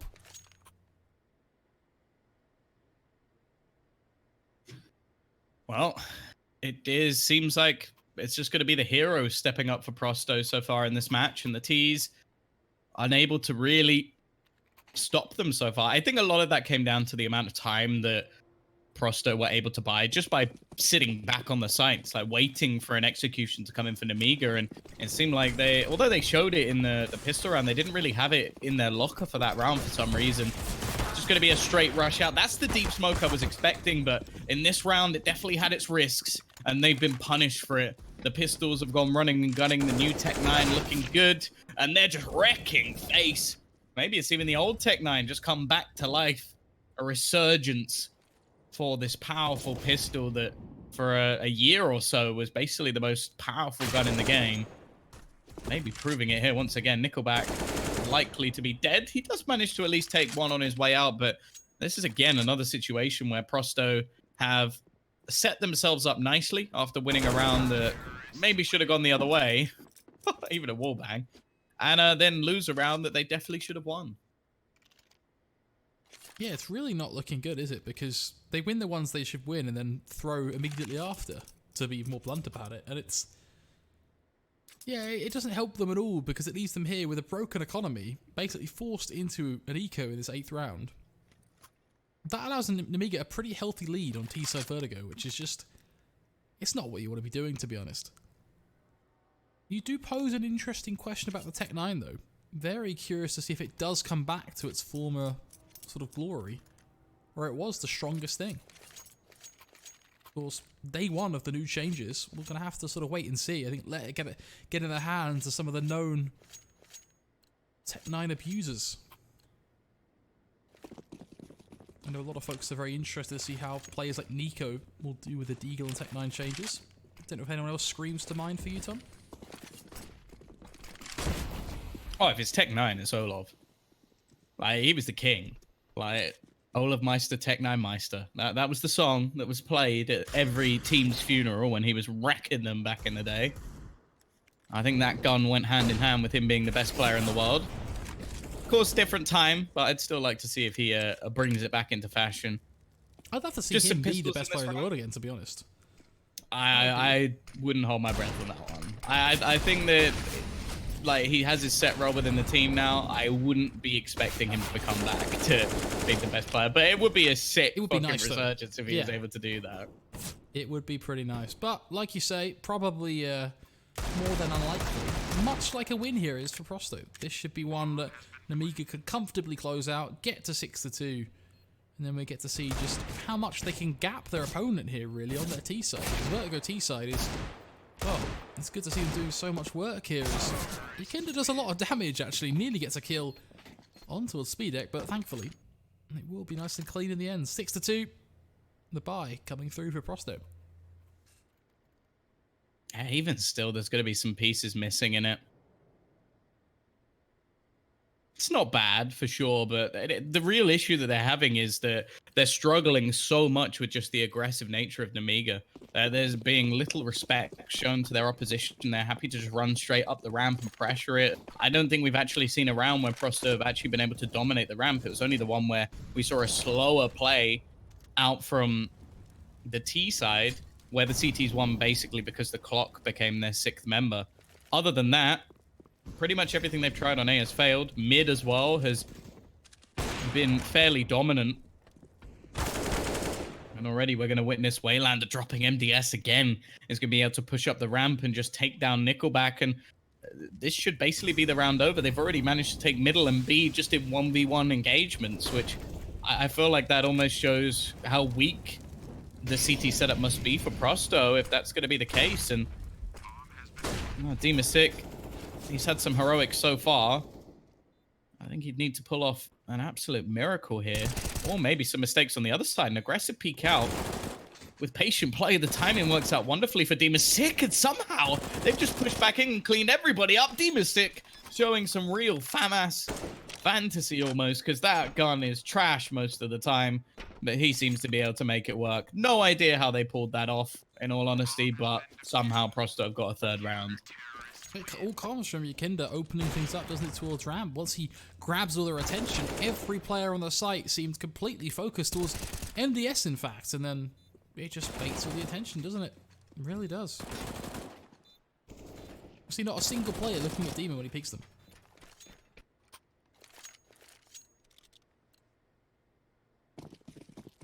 Couldn't really make it any easier, to be honest. 3-6, though. The game... definitely not any easier for Prosto. One round there is all well and good, but in the grand scheme of things, it's been an Nemiga show. But it will be looking for an aggressive pick here, but under a lot of pressure right now. I wouldn't be surprised if he loses his head if he's not careful. There you go. Already 2 quick kills again, Tom. It's the same thing. Nemiga just able to win out on these duels. Yes, there's a trade here or there for Prosto, but ultimately, Nemiga looking very much in control of their T-side right now. Well, they haven't won any consecutive rounds on the CT side. It's all been individual rounds, and it's all been off individual brilliance. And unfortunately, when that isn't there, this team just looks really flat. And I've not been impressed by Prosto on this map whatsoever. Like, I feel like they've been far too reliant on Demisik to basically just pop heads. I think the only other round they managed was Nickelback doing basically the same thing. He got 3 kills. He has 5 total. So it's not been a good performance from them. And I think this map shouldn't be anywhere near their map pool from what I'm seeing at the moment. I think that their attempts to take ramp have been a complete failure.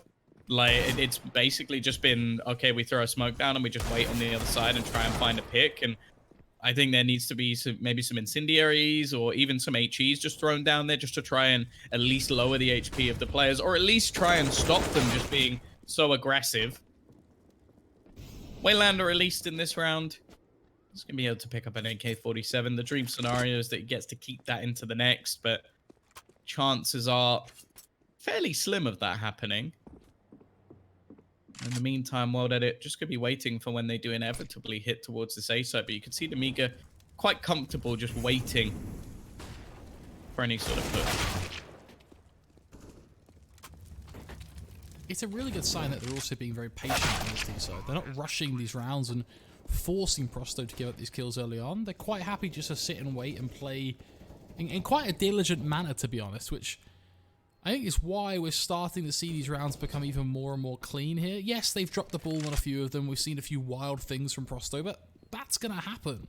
At the end of the day, it's still looking like a very comfortable 8-3 lead here for Nemiga, and I wouldn't be surprised if we continue to see it go that way, as I think you're bang on. Prosto don't have a CT side on Vertigo. It doesn't exist. The strat book is empty. It's blank pages all around.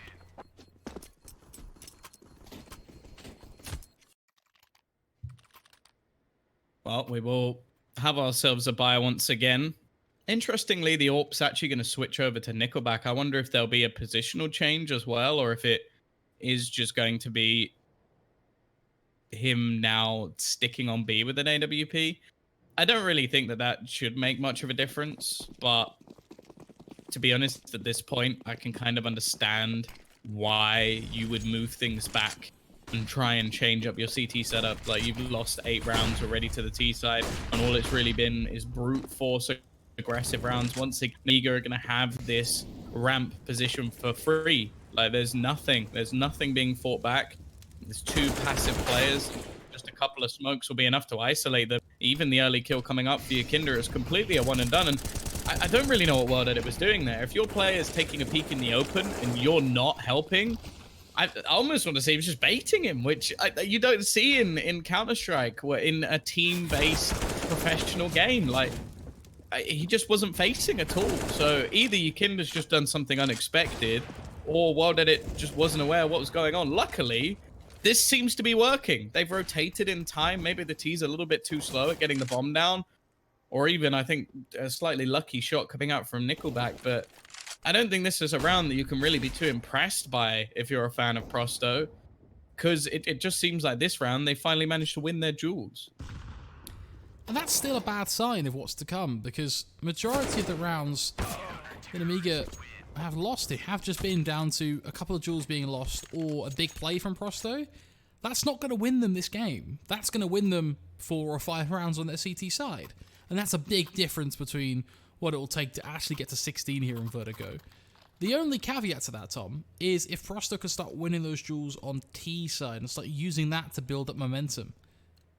I'm just not sure if they have it in them or not. I'm not sure if they have the executes down, because one of the things that Nemiga have been demonstrating is that this isn't just all aim for them. They are bringing fairly consistent executes and general good strategy to the table on their T side. It's not just all run and gun for Nemiga. There's a little bit more depth to it. Well, I think a lot of it comes down to just them pressuring the same spots. They found the weaknesses within this side, and just once they find the opening kills, they manage to find the rotations. MDS is in quite a nice spot here. I don't think it's going to be checked, that he's even spotted the second player. Manages the first. I'm pretty sure that the CT's still a little bit confused as to where the remainder is, and that's, again, an opener in a round that really shouldn't have been given away. Another comes up for box. It's looking like a one-and-done round for CT side, unless maybe Demisik can do something about it. And being completely isolated on the A site, Yakinda looking like he's about to come under some pressure. is going to be all on him now to make this one stick, save his team, string a second round together once and for all, as he does get the first pick, but only so much more damage done to the rest of Nemiga. And, well, I think he's pushed them back. I think Lollipop has basically said, boys, come B. They've over-rotated, they've gambled that it is a complete A play. And he just took the site single-handedly. And the player continuing the fake has done more than enough. Geo able to net a kill. Like, this was a weak buy coming up for Nemiga. It was 2 pistols, 3 rifles, and that looked easy. That looked really easy. Like, I'm not sure what's going on for Prosto in this match, but yeah, it's been pretty unimpressive. And again, I'd sort of mentioned that the last round seemed like it was a bit of a mix of maybe a misplay from Nemiga and just a bit of like luck coming out from Prosto. But the next round straight back, even though it's a weak purchase, just seems all too easy for Nemiga. Another pause. I would assume it's coming in for Prosto, but ultimately, maybe Nemiga just want to slow this down a little bit just to make sure they don't let the last couple slip. Do you think there's a chance for Prosto if they can maybe get to 5 or 6 here? Have we seen enough from them on their CT side to demonstrate that there is potential for them on their T side? I'm really nervous about it, to be honest. I think going on, like, I think when you watch teams that aren't necessarily too strategical and are based off more individual duels, you are going to see more T-sided maps of Vertigo, because a lot of the time the CT side is about like using your utility to take map control away, having different setups, especially on the A side, maybe taking some gambles in mid to make sure that there's not going to be those quick rotations around to get in on the flank. I think the CT side is definitely tougher, but if you can get it down, you can build up a lot of rounds. So I would look towards Prosto's T side being better. The only issue is I feel like momentum's so firmly in the favor of Nemiga at this point that I don't know if Prosto are going to be able to get that back. Well, that is what we're waiting to see. Now it's going to be Yakinda dangerously close, but Fox wins out the fight. Let's go back here, being picked off. These pistols, basically like a smudge on a bit of paper, just being wiped away. Nothing they can do here. Just Waylander and Dima, the only 2 that remain. It will be a guaranteed 10th here for this T side. The only question remains, will they be able to get to 11?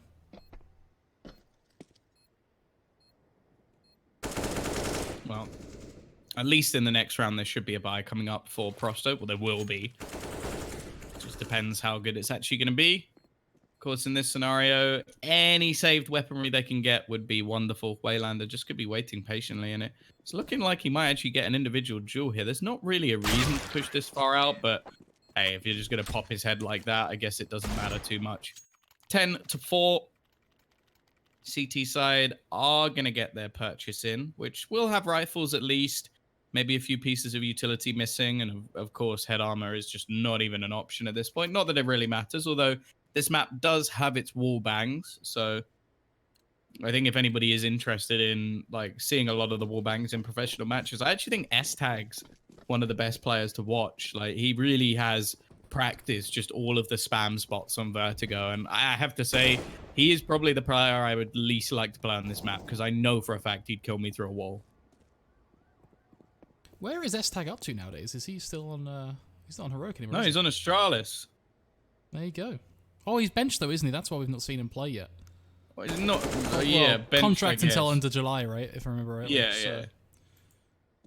Probably the wrong word to use, but still, I won't see him play anytime soon. That's a disappointing thing. Hey, go back and watch his Heroic demos, though. Trust me, he is a beast on Vertigo. That's where I remember his Heroic demo. Him and Yugi were 2 big machines. Nemiga though, let's go back to the action here. Jo does get the pick. That leaves just Dima and World Edit. Unfortunately, early on frags. Now Waylander, Nickelback, Yakinda. How the hell do they hold on to this one? Well, apparently just we're adding to the death toll here as everyone is dropping like flies. Yakinda is now last man standing. Tom, this has been a devastating CT half for Prosto. It really has. For Nemiga, they've just taken advantage of them in every way possible. Yeah, they've had their cheeks slapped in this map so far. Like, this has been it's been brutal.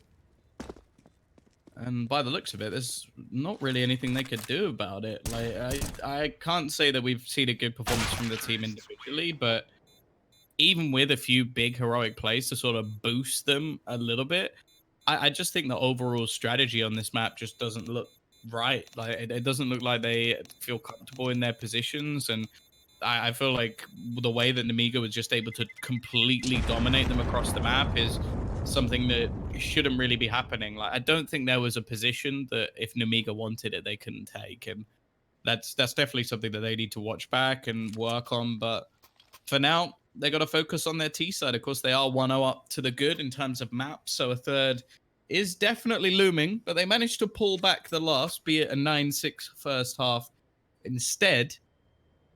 But if they can win the pistol, they are basically in the same position we saw on Dust 2. Well, there you have it, folks. The pressure is on Prosto. Win the pistol. Perhaps there is a chance after all. There is a long way for them to go, but well, it's certainly not impossible. Let's see. Looks like we're going to see 2 players work towards ramp, or the remainder group up and hit towards B. That's for the core with the Nemiga rather. They're hitting 3 players early on here, but some great early frags come through. Ends up going 1v1 as Jo gets caught quickly by WorldEdit. No one checks the speed deck, but thankfully they don't lose anyone. That was a decisive pistol from Prosto as Lollipop becomes 1 man against 4.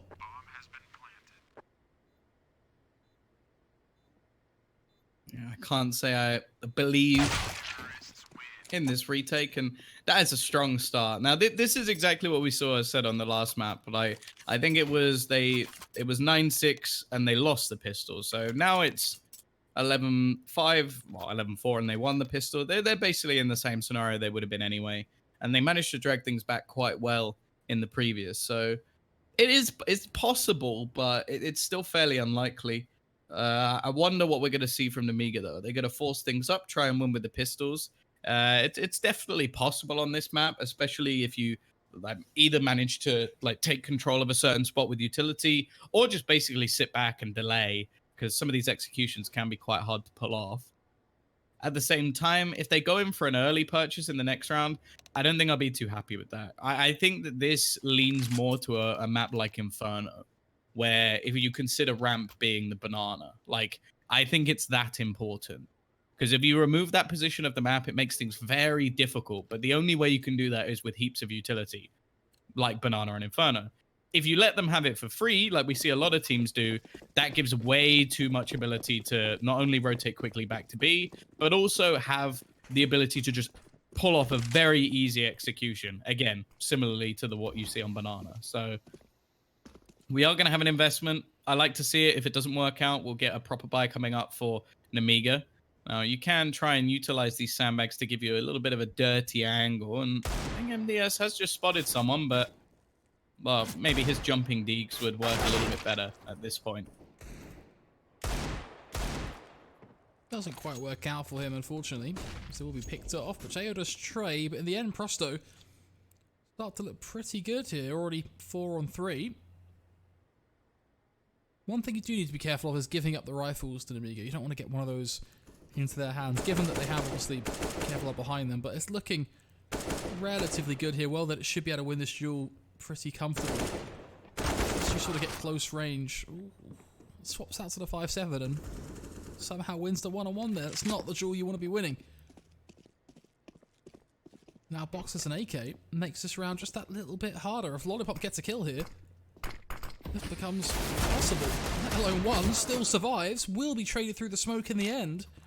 Thankfully, Boxer's low HP, but a 1-on-2 that has some credibility to it, given that he has that rifle.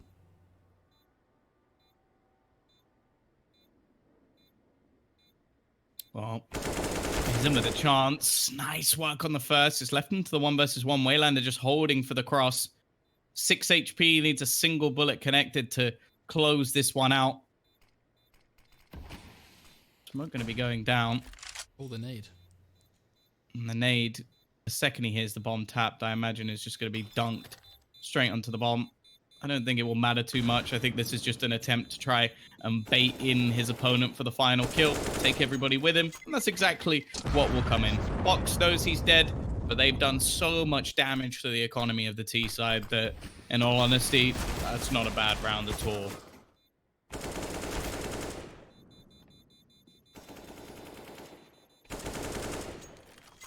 Now what we can do really is wait for Nemiga on that fall whilst here.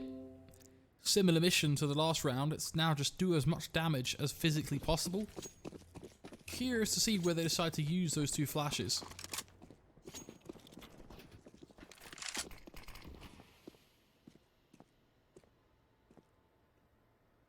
Smoke makes sense. I like this. Well, we'll just go straight through anyway, but that kind of gives up a chance here. Already, look, you see double dinks come through with the USP. Very quick to give up a rifle.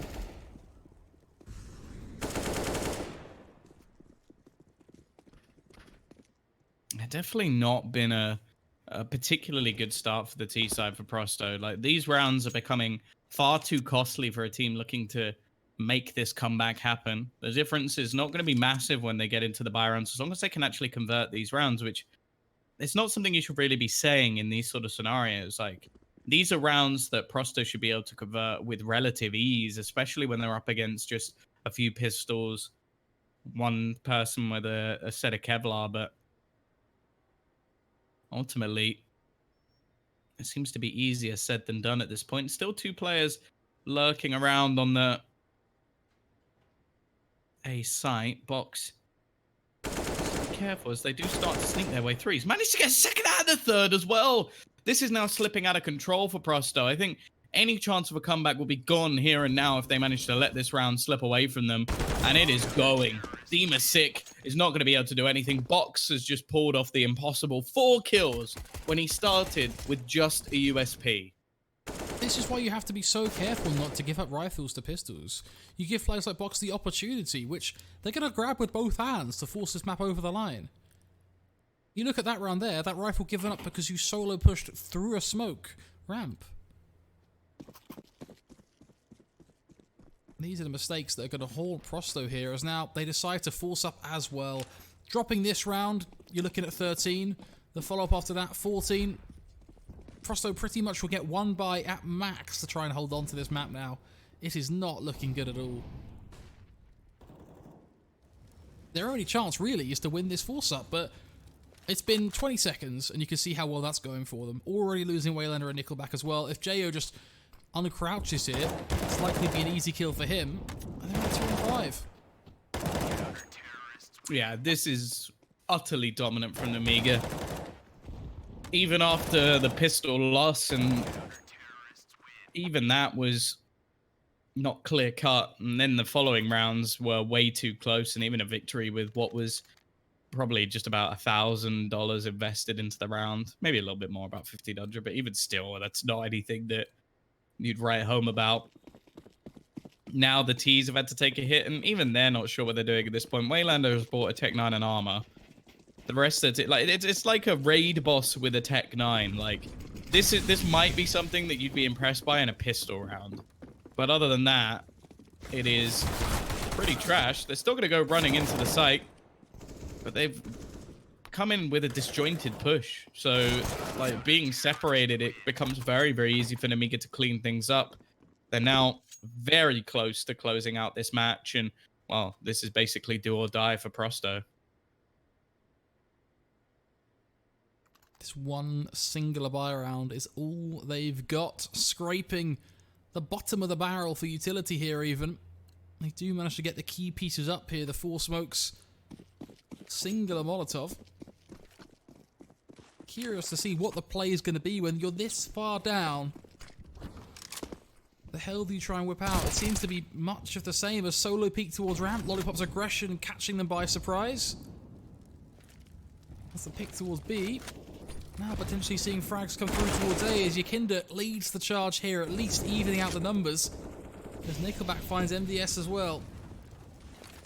Keep in mind, Nemiga have dedicated their entire CT side towards the B site currently, so if Prosto get a move on here, they get a site for free, but they're being very slow and calculated about their take, which, given how this has played out, is probably fair enough, really.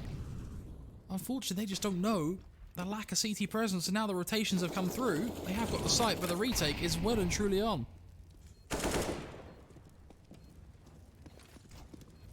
Well,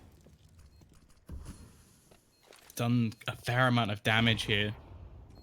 That nade is Definitely perfect. possible, especially with the kill as well.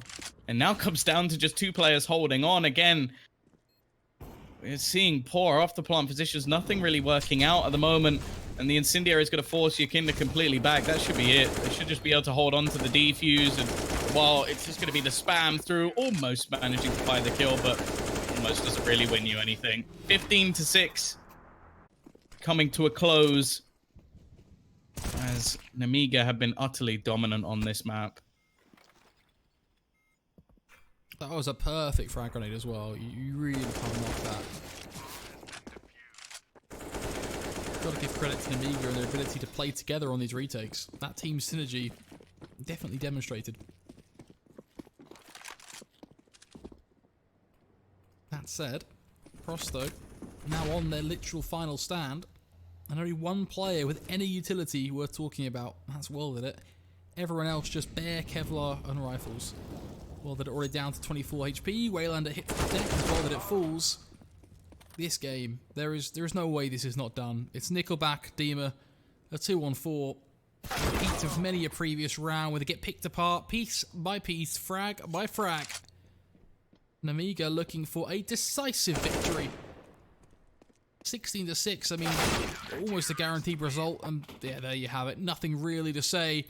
Nemiga just get it done. They played a dominant first half. The second half, well, it started off a little scrappy, but they held on. They got the key rounds on the buy immediately, and they secured the victory. What's not to love? Third map, though, that is where we are going to be heading. And I have absolutely no idea, folks, where this is going to go. That's what we'll wait to see. Going through the smoke walks. He's gonna go down. Walks in with the AW. Position, Earthshaker's moving in as well. Echo Slam connects on it too. Back row tired down as well. Everyone always wins the brawl. Or can we cast the curse? Oh, there we go.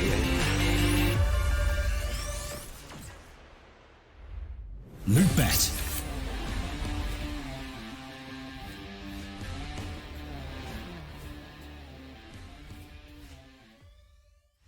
It's amazing how much I love betting on esports. It's so cool. What's even better is when I can use Cash Out. Wait, you didn't know about Cash Out? Cash Out is when you can get your stake back even when your bet is going against you. Just one hit and your money is safe. So go to Lootbet to cash out now.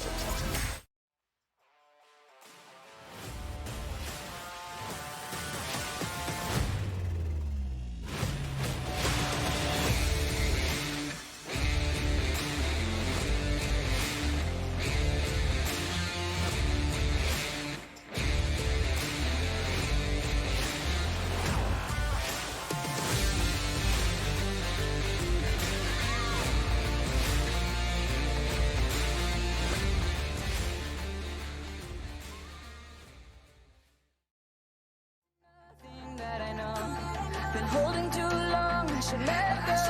But the thought of a life with you, it keeps me going. I'm pushing my luck now that I know. Been playing too long with my eyes closed. The thought of a life with you, it keeps me going. It keeps me going.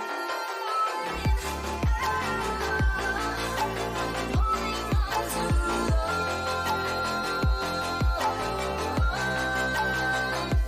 too long.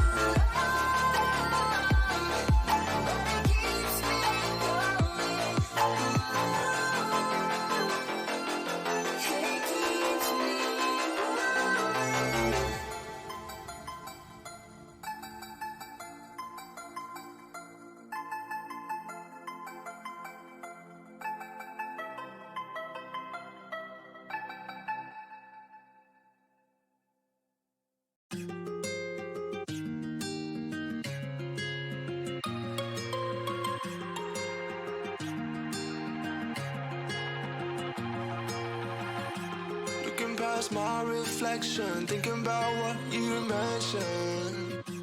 It was supposed to be the one to take every last pain away.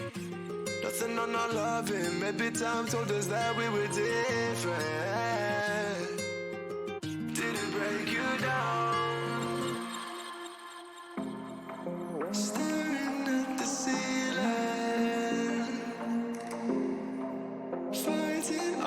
feeling.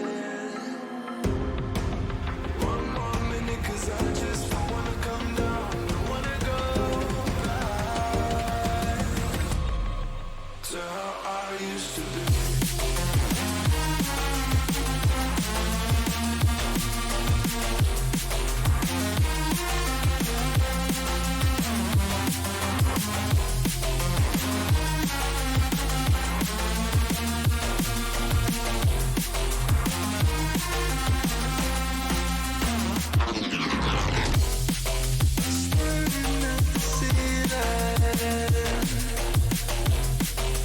Fighting up the feeling.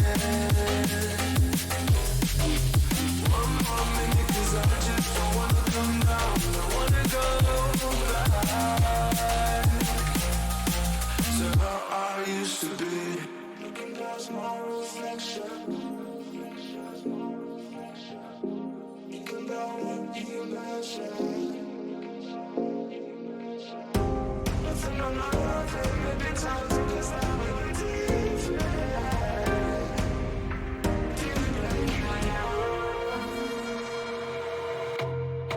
staring at the ceiling,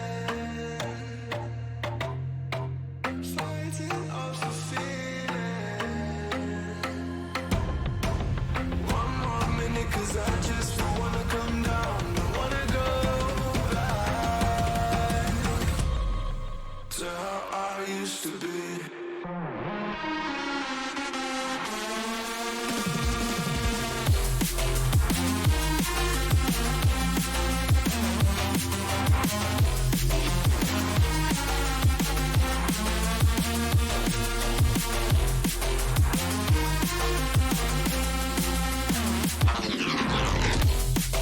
Staring at the ceiling, fighting up the feeling. One more minute, 'cause I just don't wanna come down. Don't wanna go back to how I used to be.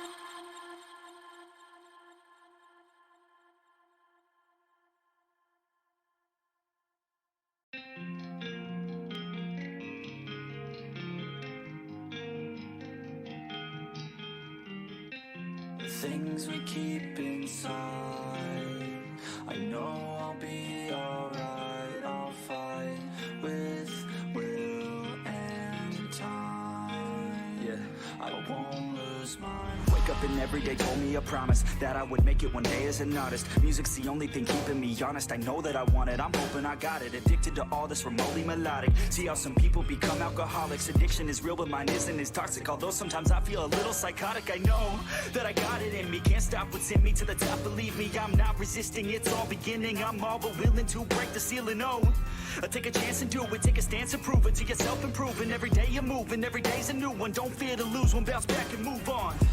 The things we keep inside, I know I'll be alright. I'll fight with will and time.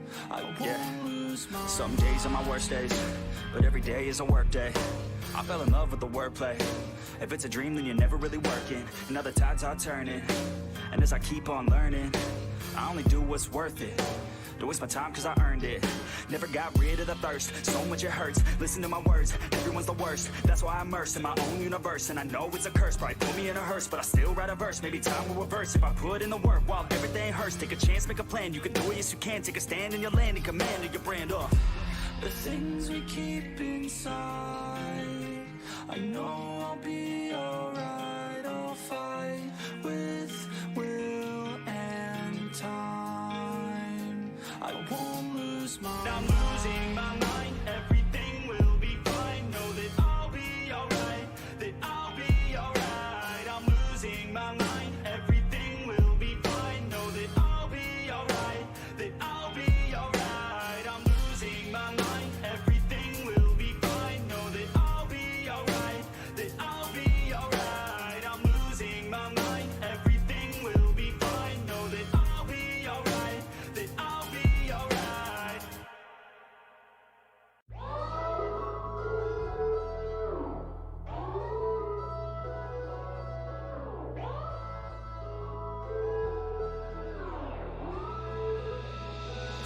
got me upside down again. Just like a roller coaster, never want it over now and again. You got me feeling closer, time is moving slower now again. I don't wanna get older unless you're by my shoulder now and again. Just like a roller coaster, my stomach's turning over, yeah. She got me good, yeah, she got me bad, yeah, she got me feeling it now, a feeling I've never had. I'm falling hard, yeah, this ain't a fad, yeah, she got me feeling away, it's even better than that. To play around only for a minute, she be flirting back and now I'm feeling so addicted. I could go another round, never reach my limit, think she got me falling now, yeah. She's got me upside down again. Just like a roller coaster, never want it over now and again. You got me feeling closer, time is moving slower now again. I don't wanna get older unless you're by my shoulder now and again.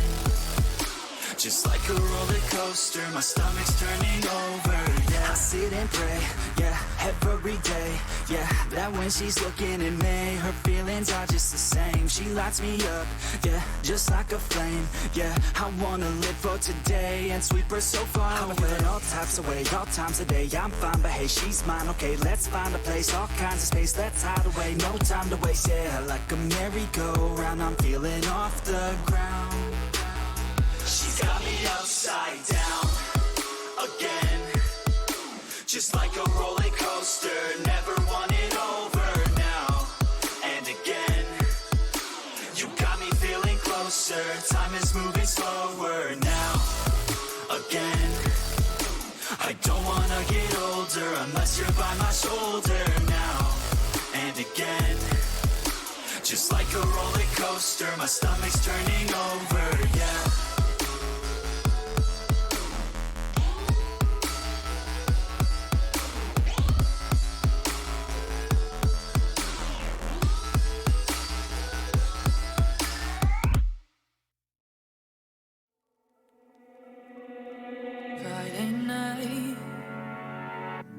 Nothing to remind me, but you're on my mind. And I can't shake the fact that every conversation just wanna bring up your name, stake my claim. With every drink, I feel the alcohol burning in my veins.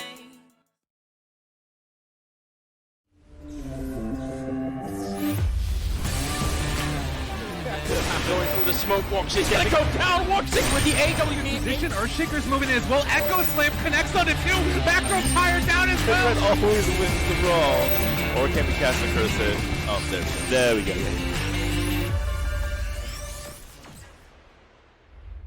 Lootbet.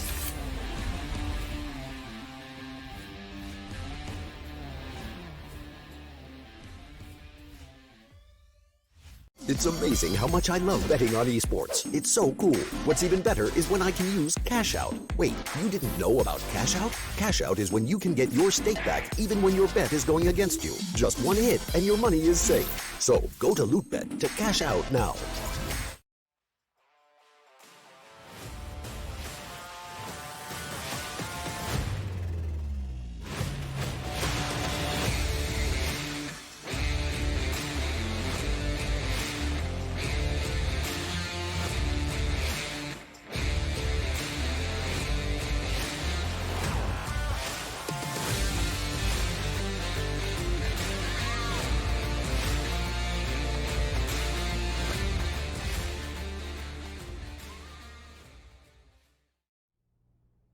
Hello and welcome back to our third and final map of the day. It's Mirage, it's Prosto, it's Nemiga.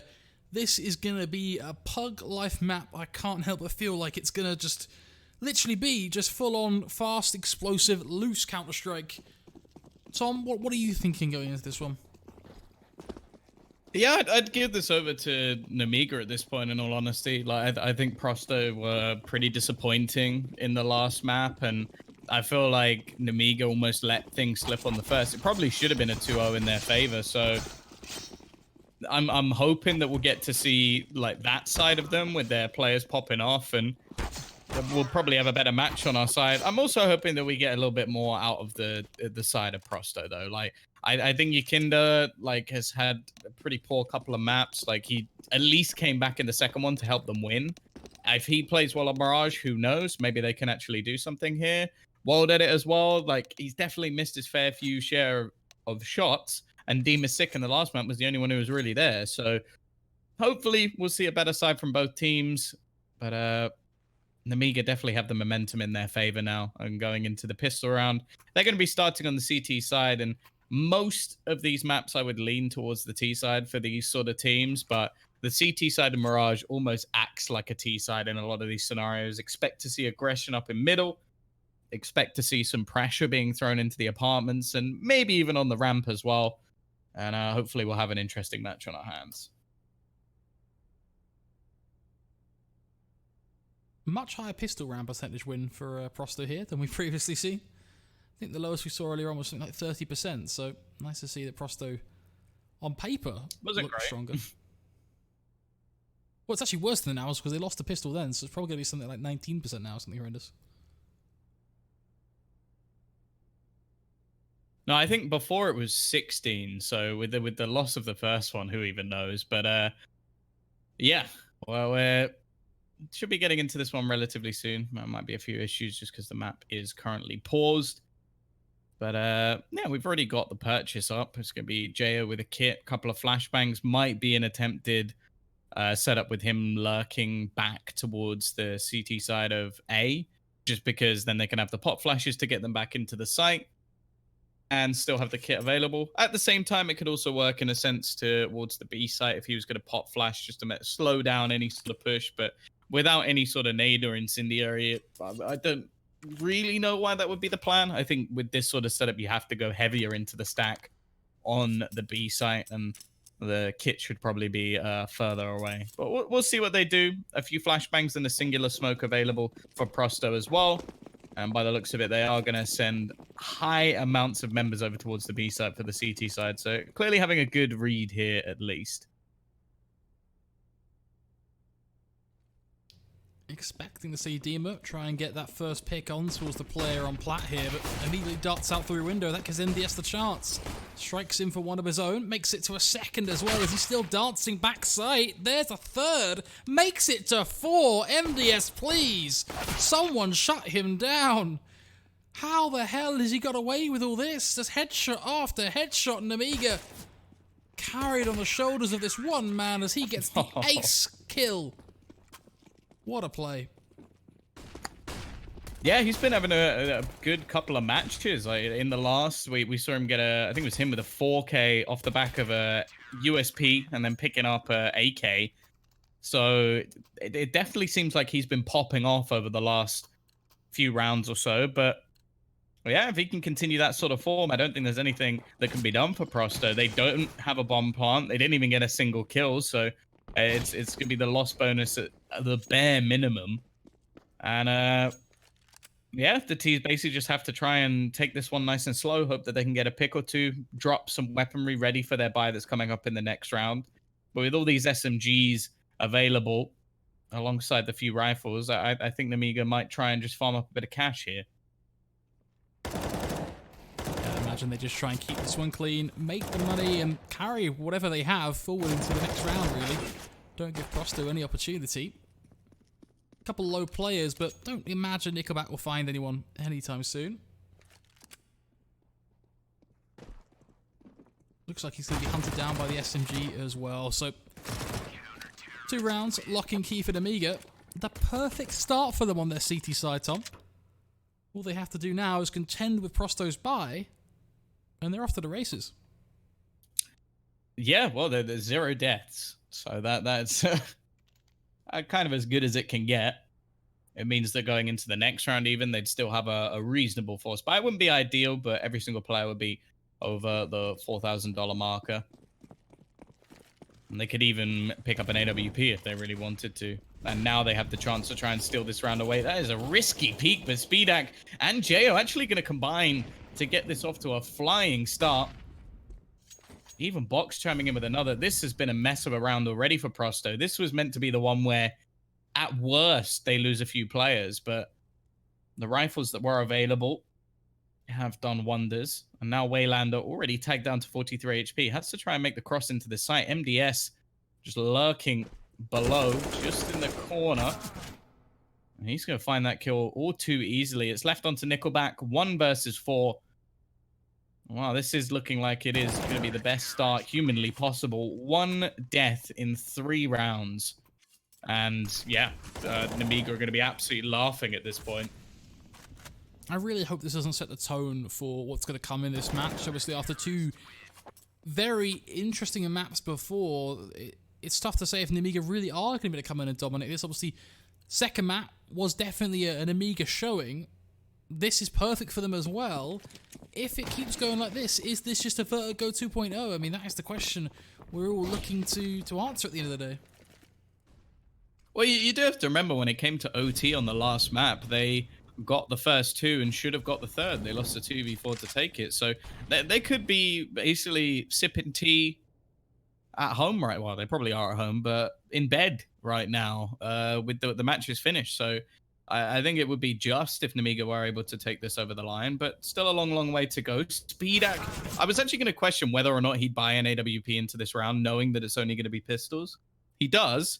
And he's been killed for it. So we'll have to see if there is going to be a retrieval mission to get that AWP back.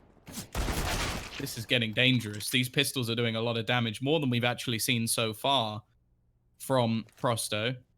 Unfortunately for Demasic, it's only going to be an SMG retrieved, but he does still have his Dirty D. Luckily, Box able to pick up another 1 more coming up for Jo, and they eventually rectify the situation. The question is anyone going to retrieve that AWP? And if not, it's a pretty costly round. I think it goes back to why buy it in the first place. Really, what's the value of buying it up against those pistols? Now is the best time to get it. I don't think it was retrieved as well. Just looking at the money spent in and from a couple of players, seems like it was rebought, but tough to know because of the wonderful replay cam. But my gut tells me that's a new AWP purchase to speed it. Well, we'll have to see if it was worth the reinvestment. I would say it is. Like, he's definitely one of their best players, so not too much of an issue.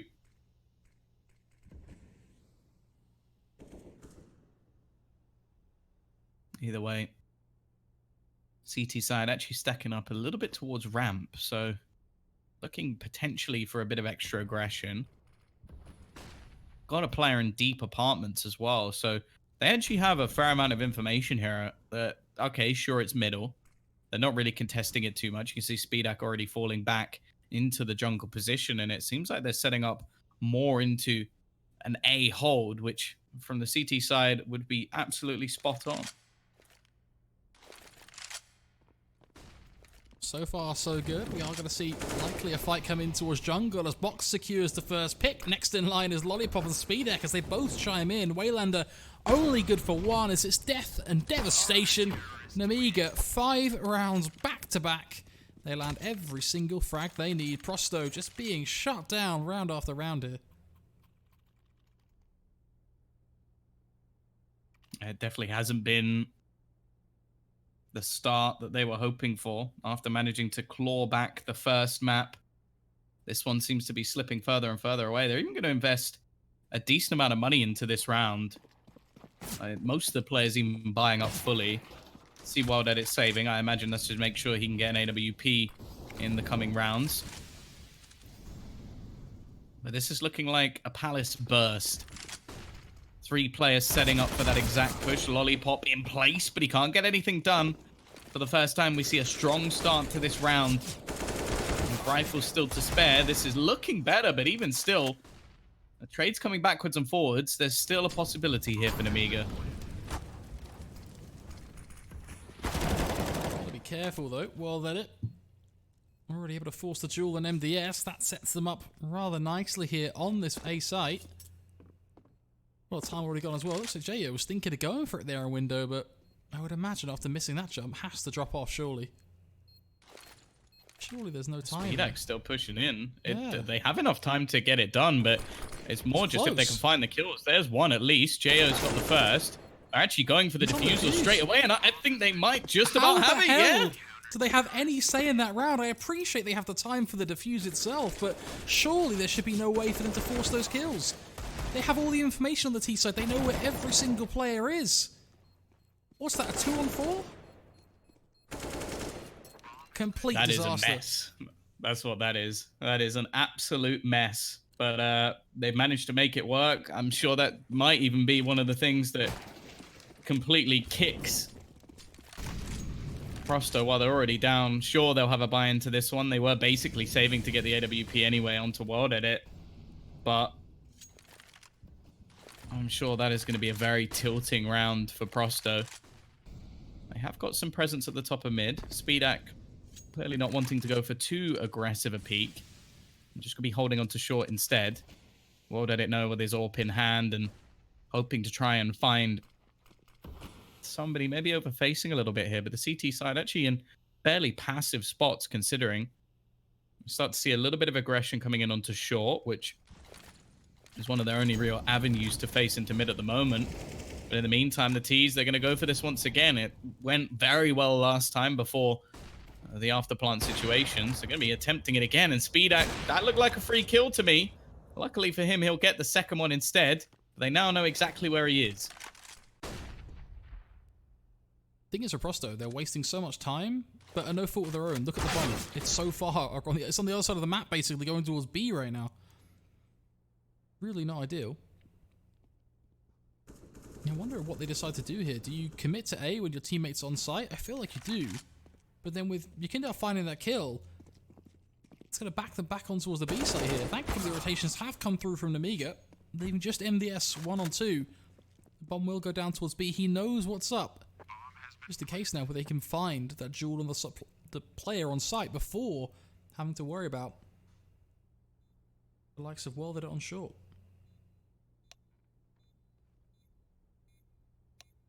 Waylander surely in such a good position here. This should be an easy peak to find. Yeah. Well, they're on the board, Ryan. It took them maybe a round longer than we would have expected. You do have to feel that maybe if Speedak hits that shot, that really could have gone any way. But this is now... It could be an interesting one. They've definitely got the money still to invest. Lollipop with some cash to spare. And the T's, well, they've spent up almost every dime to get back into this round. So it definitely isn't over yet. They're not getting a break from the bombardment that has been Nemiga. Still no real challenge into mid, but instead it's the ramp play from Lollipop. He's successful in his aggression this time, and already within 20 seconds, the man advantage slips away. Maybe expecting another A play to come in. However, Waylander, he finds one, but that's all. The only real worry at the moment is the fact that Lollipop is so desperately low. I wonder what can be found here by the aggressive position of MDS. He's in such a good spot to win this round single-handedly. It will just be a matter of timing. Looks like they are also going to start looking towards underpass. So clearly an uncommitted Prosto. And I understand why. I mean, you've got Dima over in Palace, so it makes sense to split A here if possible. It's just whether he can really get out and actually make this split work.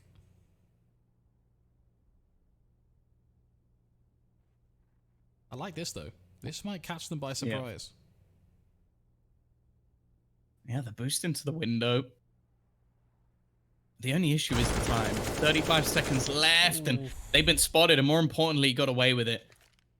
And now the remaining CT players know that that position is clear. Lollipop just about gets across, and somehow he gets a kill as well. He will still be traded out. The Speedak is here, and he knows there's a player in the Palace. Got to be careful of the site. Ooh, gets caught being a little bit risky, but that's the bomb down. It's been dropped and has to be retrieved by Dimasic. He's going to be able to get the plant down, but in the meantime, Incendiary's thrown in, just a pre-fire through, and he didn't stand a chance in hell. It's Nemiga to break straight back, but the bomb plant could give a small amount of a lifeline. In fact, the loss bonus won't have even been diminished that far. So what that will mean is that there will still be a purchase, at least, for this T side. But even still, like, these are rounds where they just seem to slip out of their control all at once. One round, Tom. That's all they got. Are you feeling positive about this Prosto T side?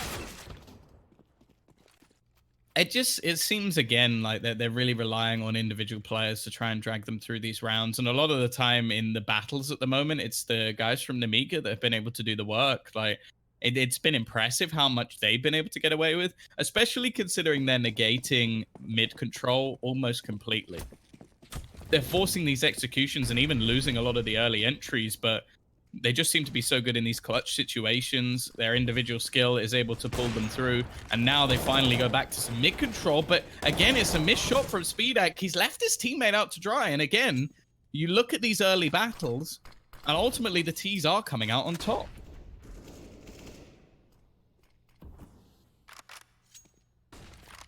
It's just this game, like, it shocks me all around. Prosto may have an opportunity here to secure a plant. Where they hold on to it is a different story completely. Double CT retake. This is the creme de la creme of A retakes right now. This is what you want as a CT site. And they're giving them 1v1s too as well. If the smoke comes in, separating site, that could be disastrous here as Nickelback stuck up on box, takes the peak. So far, so good. The first one's in the bag. Second, not so likely as MDS spins around. Not only for one, but makes it to a second as well. Yeah, they didn't even know about Jo coming through. Like, he probably would have been able to clean that up anyway. I feel like Speedak has to hit one of those shots, though. Like, the fact that they still managed to win this round is kind of a joke, considering how that started. Like, sure, it was a 2-for-2 trade, but one of the trades came in on the other side of the map, and there's still mistakes being made from Nemiga, but none of them are actually being capitalized on. So, yeah, it's dicey. Of course, MDS 11-2, Box 12-4. Like, it's an impressive position pretty much across the board. So, who knows? Maybe there'll be something soon, especially considering how many bomb plants we're getting and how many, like, close rounds we're getting. But at this point, we're already 8 rounds to the good for Nemiga and only 1 on the board for Prosto. This only so far goes to show that it should have ended 2-0. Nemiga right now looking just like the better team by quite a significant margin, to be honest. I mean, look at MDS Box, 11-2, 12-4. It's not like Jo, Speed, and Lollipop are quiet either. They've all had moments. I mean, MDS the last round basically clutches that out single-handedly. These are rounds that you would think Prosto have a very serious stake in, but they seem to fall away so quickly. Well, it is the A site again, looking to be coming under contention. Themasic, definitely not having the same level of impact we saw from him in the previous map, and it's looking like we're going to get the boost into window once again. Box may actually be able to find someone around the edge, and Waylander, he snuck his way through. There's actually only one player on the B site, but instead he's going to head towards A. However, Box has still managed to find the opening pick. It should be Speedak this time through no fault of his own who goes down. I kind of wish Waylander had tried something a little bit more impressive, though. Like, go for the multi-frag. Try and find more players. Lollipop just looking to try and control ramp, but instead gets domed out of position. And while there's only one man left anywhere near the action coming through that connector, but even still, the CTs have got in quick. Whether it just comes to a trade, that's the question now. Will it continues the storyline as Dima gets the headshot on Jo, and that's what it is. It's 1-for-1 trades all round long. In the end, Prosto come out on top, but they don't get to save the AWP.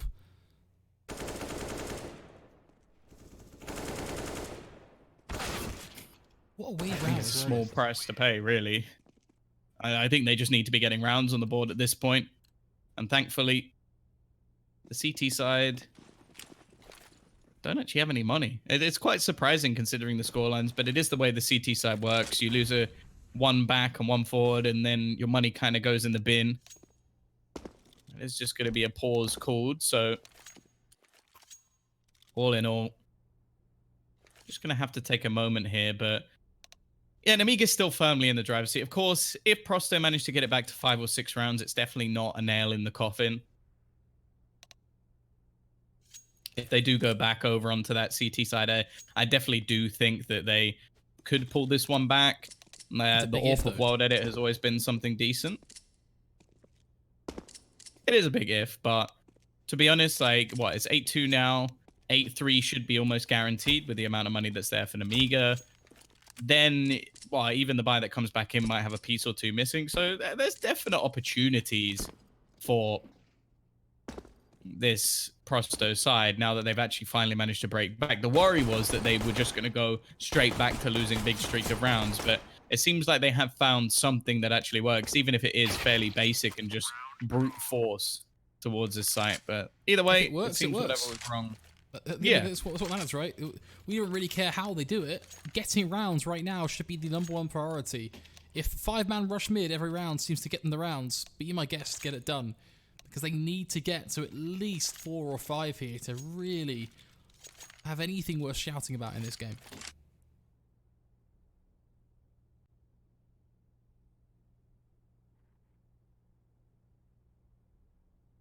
Of course, just stuck in a bit of a pause now, folks, so we do get ready to get this one back underway.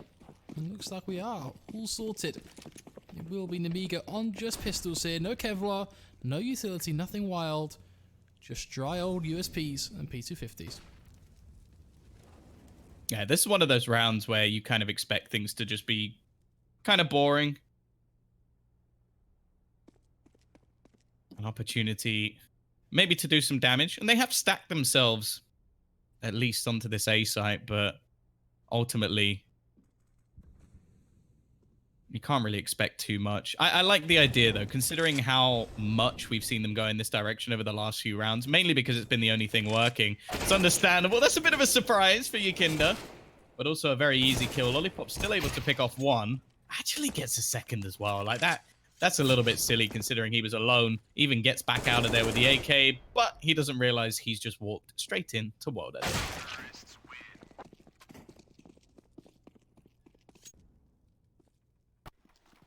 Now they got the freebie. Can they contest with the buy round? That's what we need to see. Seems like it will just be the standard setup from Nemiga, single or AWP. Do you think double AWPing is much of a common strategy nowadays on CT Mirage? We see it every now and then, but not really as often as we saw in the past. Typically, when you do it, you send one AWPer towards B and then leave that AWPer to float sort of mid and A. I think it depends on the team. I think that's all it really comes down to. Like, if you have players with the ability to do it, then bring it out. Like, it definitely can work. As you said, like, playing towards apartments is something that can be fantastic with that AWP, but it's also situational. So, yeah, it's very dependent on the side. Box has to be dead there, but even still, Speedak is going to be able to keep that alive. I like the fact that they're actually looking to challenge mid now, because I think giving that up for free was just too much of a risk in these rounds that they've lost. Lollipop is going to be tagged fairly low, and a lot of map control has been gathered. The only issue is that they've got the A site, but the bomb's still down in the spawn. So that somebody has to go back and retrieve that. It is going to be Waylander to do it, but in the meantime, the CT side are going to be able to do a lot to get back into position. Speed has spotted this, though. He knows what the situation is. I wonder if that changes anything. That doesn't seem to be the case, unfortunately. We are going to see Speedak get into connector, but that should be a pick. Dima is confident in winning if he doesn't get caught on timing. That is incredibly unlucky.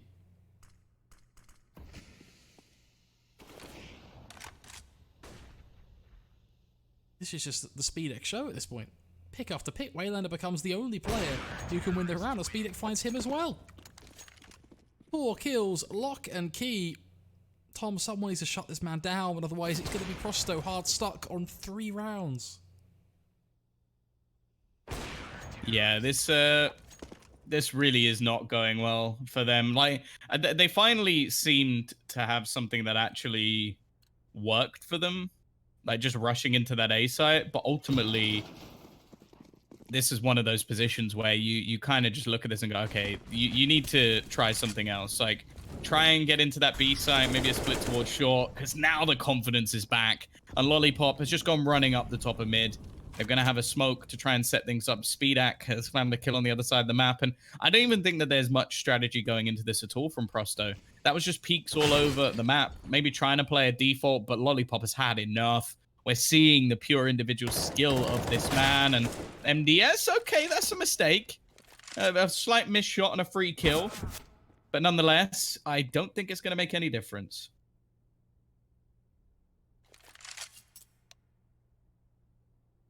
This is just dire at this point. It really is. Individual plays from Nemiga are what's carrying them through this, though, as well. It has to be said. It's not just Nemiga outclassing them tactically. It just seems like there are better players right now performing on Mirage, much like Vertigo as well, to be fair.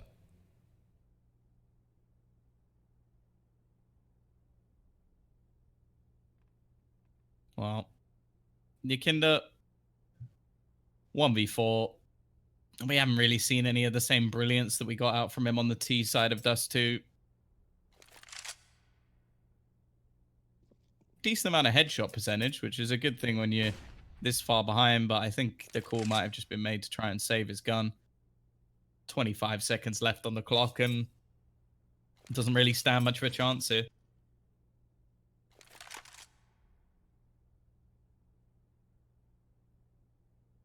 I wonder what the worst case, or best case is, sorry, for Prosto now. The Yikinda can take this AWP forward. Obviously no money in the bank for the team. You can see for the T side, they have around 3k a player, so not the greatest of, well, not really a buy, to be honest, at all. But maybe they make something work around the AWP. I think that's a bit ballsy. Perhaps it will be about that final round. I'm thinking 11-4, probably the best stretch at this point. Yeah, well, unless they do, he does something pretty impressive here with that AWP, I would be surprised if they manage to get much more. But you know, it's possible. Speedex just gets aggressive, it's literally not. styling in window at this point. What a way to start the round.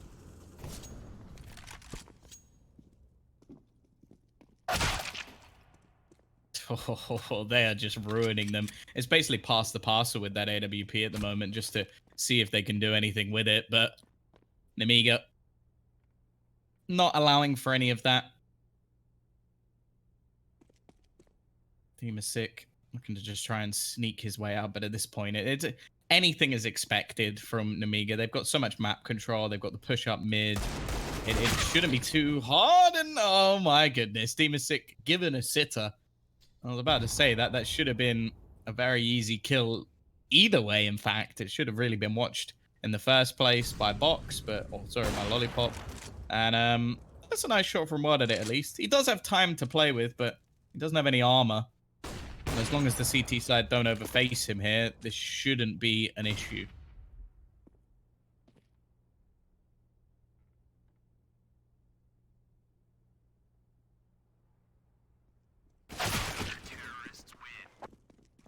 Pretty much done. Only opportunity Prosto have got is one final buy. They've played their economy well, at least, to be able to secure this buy. It's just now a case of can they do anything with it. A very one-sided game of Counter-Strike so far. Can you imagine if Nemiga go 12-3 here? Win the pistol. What sort of score? We could be looking at something as dire as even a 16-4, 16-5 at this point. And that's assuming Prosto are even able to get 2. Very, very tough game of CS. And look at Speedex go. Aggression again. This time straight into Palace. Demon is going to look to get aggressive, trying to cut him down. But Speedex ready and waiting. MDS finds a jewel as well. That leaves just Nickelback to trade things. And, well, he gets a frag for his troubles, but that will be all. As a 4-on-3 takes shape, make that a 4-on-2. These things just go from bad to worse. Yeah, they're going to try and just run the gauntlet all the way into the B site. Highlander jumping through, but Jo is ready. Well, you spoke about secondary AWPs earlier. I'm not really surprised to see this man pick one up eventually. The Estonian enjoying his AWPing, and he's going to get the final kill as well. 12-3, utter dominance from Nemiga. More of the same from what we saw on the second map. And to be honest, like from what we've seen today, they definitely do look like the better side. I have to say I'm a bit disappointed from the performance from Prosto. I wouldn't be overly surprised if this sort of play continues if we see some roster changes, because well, obviously this is a organization, at least from the last time I checked, that was owned by Zeus. So I'm sure he's going to be wanting to try and find the best talent, like from the CIS region. And if you're being beaten by Nemiga, no offense to them, I'm sure that Prosto could probably just go for the players on Nemiga, at least pick up some of the better ones. So I feel like there might be some pressure on the Prosto roster if they're unable to perform, especially, again, you have to remember the road to Rio is starting soon, and that there is going to be a CIS qualification. So I imagine both of these teams are going to be looking to try and run all the way through that one. Speedak, well, an easy 1v1 duel, and this is all they're going to get. 3 kills in their favor, 1 against Yakinda, needing to pull off a miracle, being peeked from 2 different angles. And Demasik, unfortunately, buddy, you're on the wrong site. Yeah, it's not really looking too good now, is it, Tom? Could it get worse than this? I'm not really sure. Thankfully, this is just one match in a sea of many games of online Counter-Strike. It's not going to be the be-all and end-all for Prosto. It's not something they're going to lose sleep over. It won't even end their run in this competition. But to your point, they've got some very serious events upcoming that will dictate whether they get to visit a major or a minor. That's where the improvements will need to come, especially amongst other teams within their region, because this right here is not a good demonstration of what their future looks like. Yeah, but no, for sure. It's also online Counter-Strike, though. Yeah, but like, so is the road to Rio. Like, no, it doesn't matter. Exactly. Like, I don't really think that at this current state, because of what's currently going on, I don't think you can just say like, oh, it's online Counter-Strike. Like, I also personally don't think that it will make a difference. Like, when you look at these two teams, I like, sure, there's some inexperience on Nemiga, but if the CIS minor has taught me anything, is that going into these CIS tournaments, it doesn't seem like the guys from Russia, Ukraine, whatever you name it, really feel that much pressure. I don't think I've seen too many crumble unless they're the team with the pressure on them. Like, if you're one of these young guns going into it, that's why we've seen the likes of QB Fire make it through. That's why we've seen the likes of Vega Squadron just come and blast their way through one of the minors. Like, they're just good individual players, and they feel confident wherever they're playing. And for now, well, it's looking good, although the CT side have managed to pick themselves up an AK. Maybe a bit of an issue as Nickelback finally looks to spring into life. It might be too little too late. Lollipop baits one in. Another kill comes up, and it's down to just a 1v1. Waylander facing off against Lollipop. The spray coming through does a fair amount of damage. Now, Waylander does have a scout, but it isn't going to matter. Still, they managed to bring it through. That could have been something, but I guess tries to play the time, but then he walks through the CT smoke with a scout.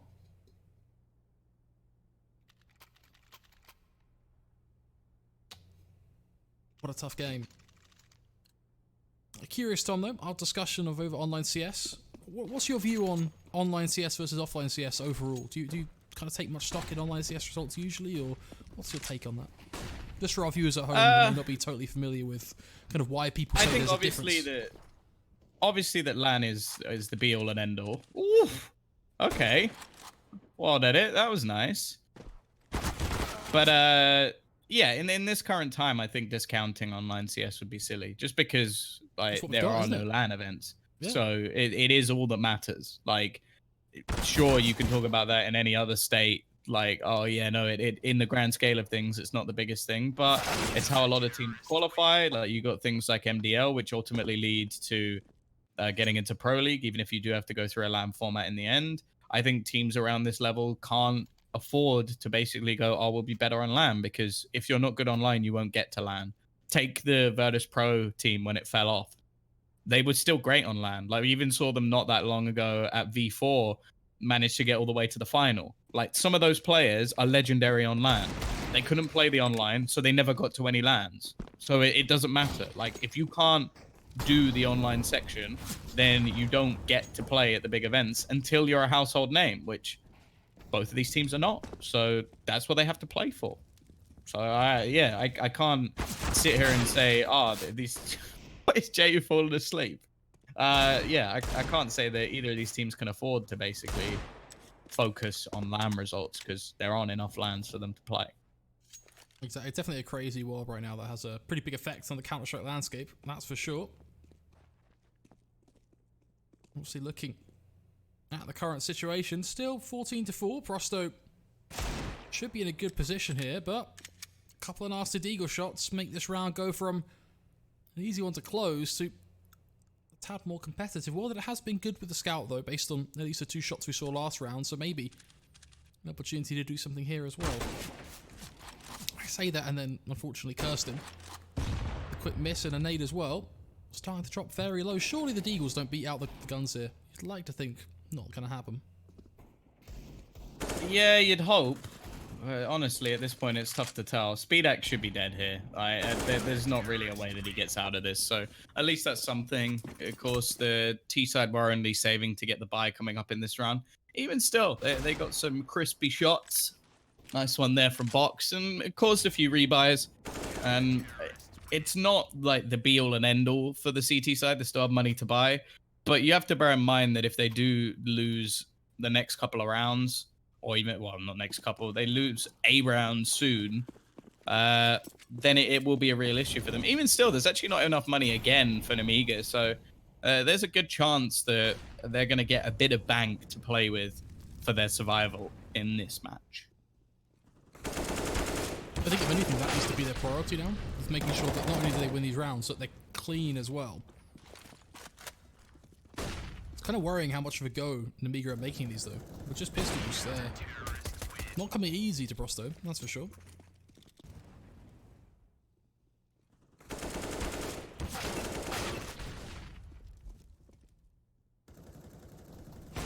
Well, now things start to get that little bit more tricky. No surprise to see the stats littered with Nemiga players. First kills of 4, though, is not actually a massive amount. It seems like it's been spread across the majority of players then. Well, did it? Perfect smoke. Not quite able to find the timing, and that means that mid control is going to go the way of the T's. Nickelback looking to try and tank something back. Spotted a man in the corner. Nate does a decent amount of damage. MDS on the other side has to be careful. He's not just handing away that opening pick. Double up setup also now purchased up. Yakinda going to be in with the second, so maybe this could be the setup that actually drags Prosto back into the match. It's not impossible. We've seen wilder things happen. It's not like they are completely out on the count, but we're definitely in the last stages of a boxing fight where Prosto are looking bloody and beaten, that's for sure. Limping around on one leg, some would say. Its aggression's nice, but the second shot not connecting doesn't bode too well for this A site. They don't even commit to it. Nemiga being relatively smart here. Actually just pushing pretty much across the whole map, just looking to see what they can find. And to be fair, where they force these one-on-one picks, they're winning them hands down, so it's actually quite smart CS from them, really. Rather than committing to a site, going for the actual executes, they're just using the utility to create 1v1s, create spaces, and they win them hands down every time. You can see here that it's literally just Lollipop running around the map taking 1v1 duels. Yeah, and unfortunately, in the meantime, he's made space for the rest of his team, so Waylander, not really sure what he was hoping for there. I guess just a bit of a Hail Mary play, and Demasic just trying to decide which AWP to save. That one's quite pretty. So that'll be something for his teammates. Of course, money will become an issue once again. Nickelback with some extra, so if they really wanted to keep the double up setup, they could, although I'm not sure it's too advisable with how that last round just went. Nonetheless, Nemiga, they have managed to get their 15th onto the board. So just one away from closing out this series. One that they probably should have done with the first map victory if they'd been able to convert the couple of rounds they were up. Instead, they've had to take the long road. Even still,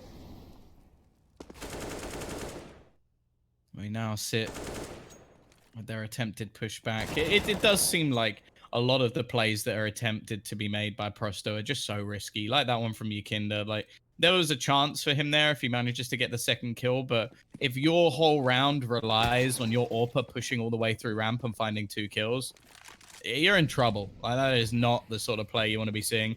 There will be a double up setup into this one. However, Nickelback decided to keep it for himself. They do at least have a few pieces of utility to get him into position, and with the T's lining up ready, there could be a chance for him to get some openness. The flash actually doesn't leave him blind at all, and that is as easy as you like for an opening pick. Like the smoke on the site itself, it creates just a bit more space to work with. Jaya will try to trade away, but things looking very good for the CT side right now. Speedek will find the head of Waylander, though, bringing back the numbers piece by piece. With Yakunda finding that kill, puts it all on Speedek, who is doing a bloody good job of it, to be fair. With the noise being made by Yakunda, I wonder if Speedek pulls this off. He now knows where both of these players are. That was dangerously close. A little bit unlucky. An extra bullet onto Yakunda, and yeah, that really could have been anyone's round, but I like this. Still clearly confident. Aggressive with his peaks. That is, yeah, that's pretty unlucky in the end.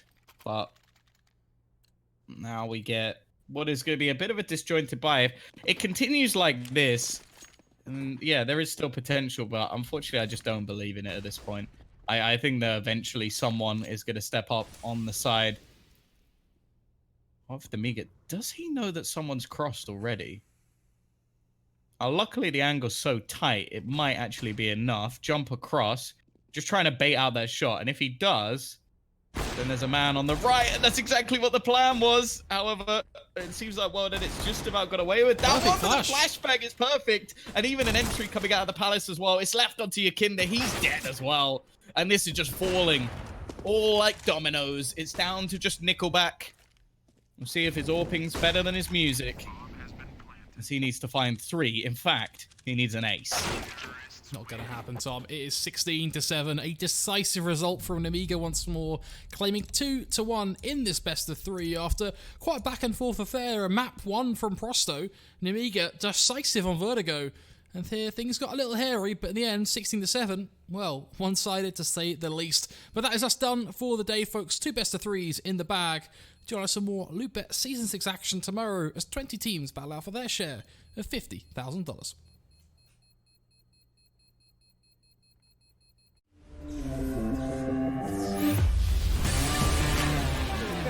Going through the smoke, walks in, gonna go down, walks in with the AW. Position, Earthshaker's moving in as well. Echo Slam connects on it too. Back row tired down as well. Red always wins the brawl. Or can we cast the cursor? Oh, there we go.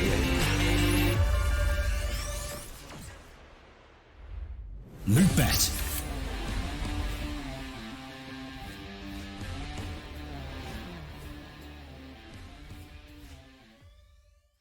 It's amazing how much I love betting on esports. It's so cool. What's even better is when I can use Cash Out. Wait, you didn't know about Cash Out? Cash Out is when you can get your stake back even when your bet is going against you. Just one hit and your money is safe. So go to LootBet to cash out now.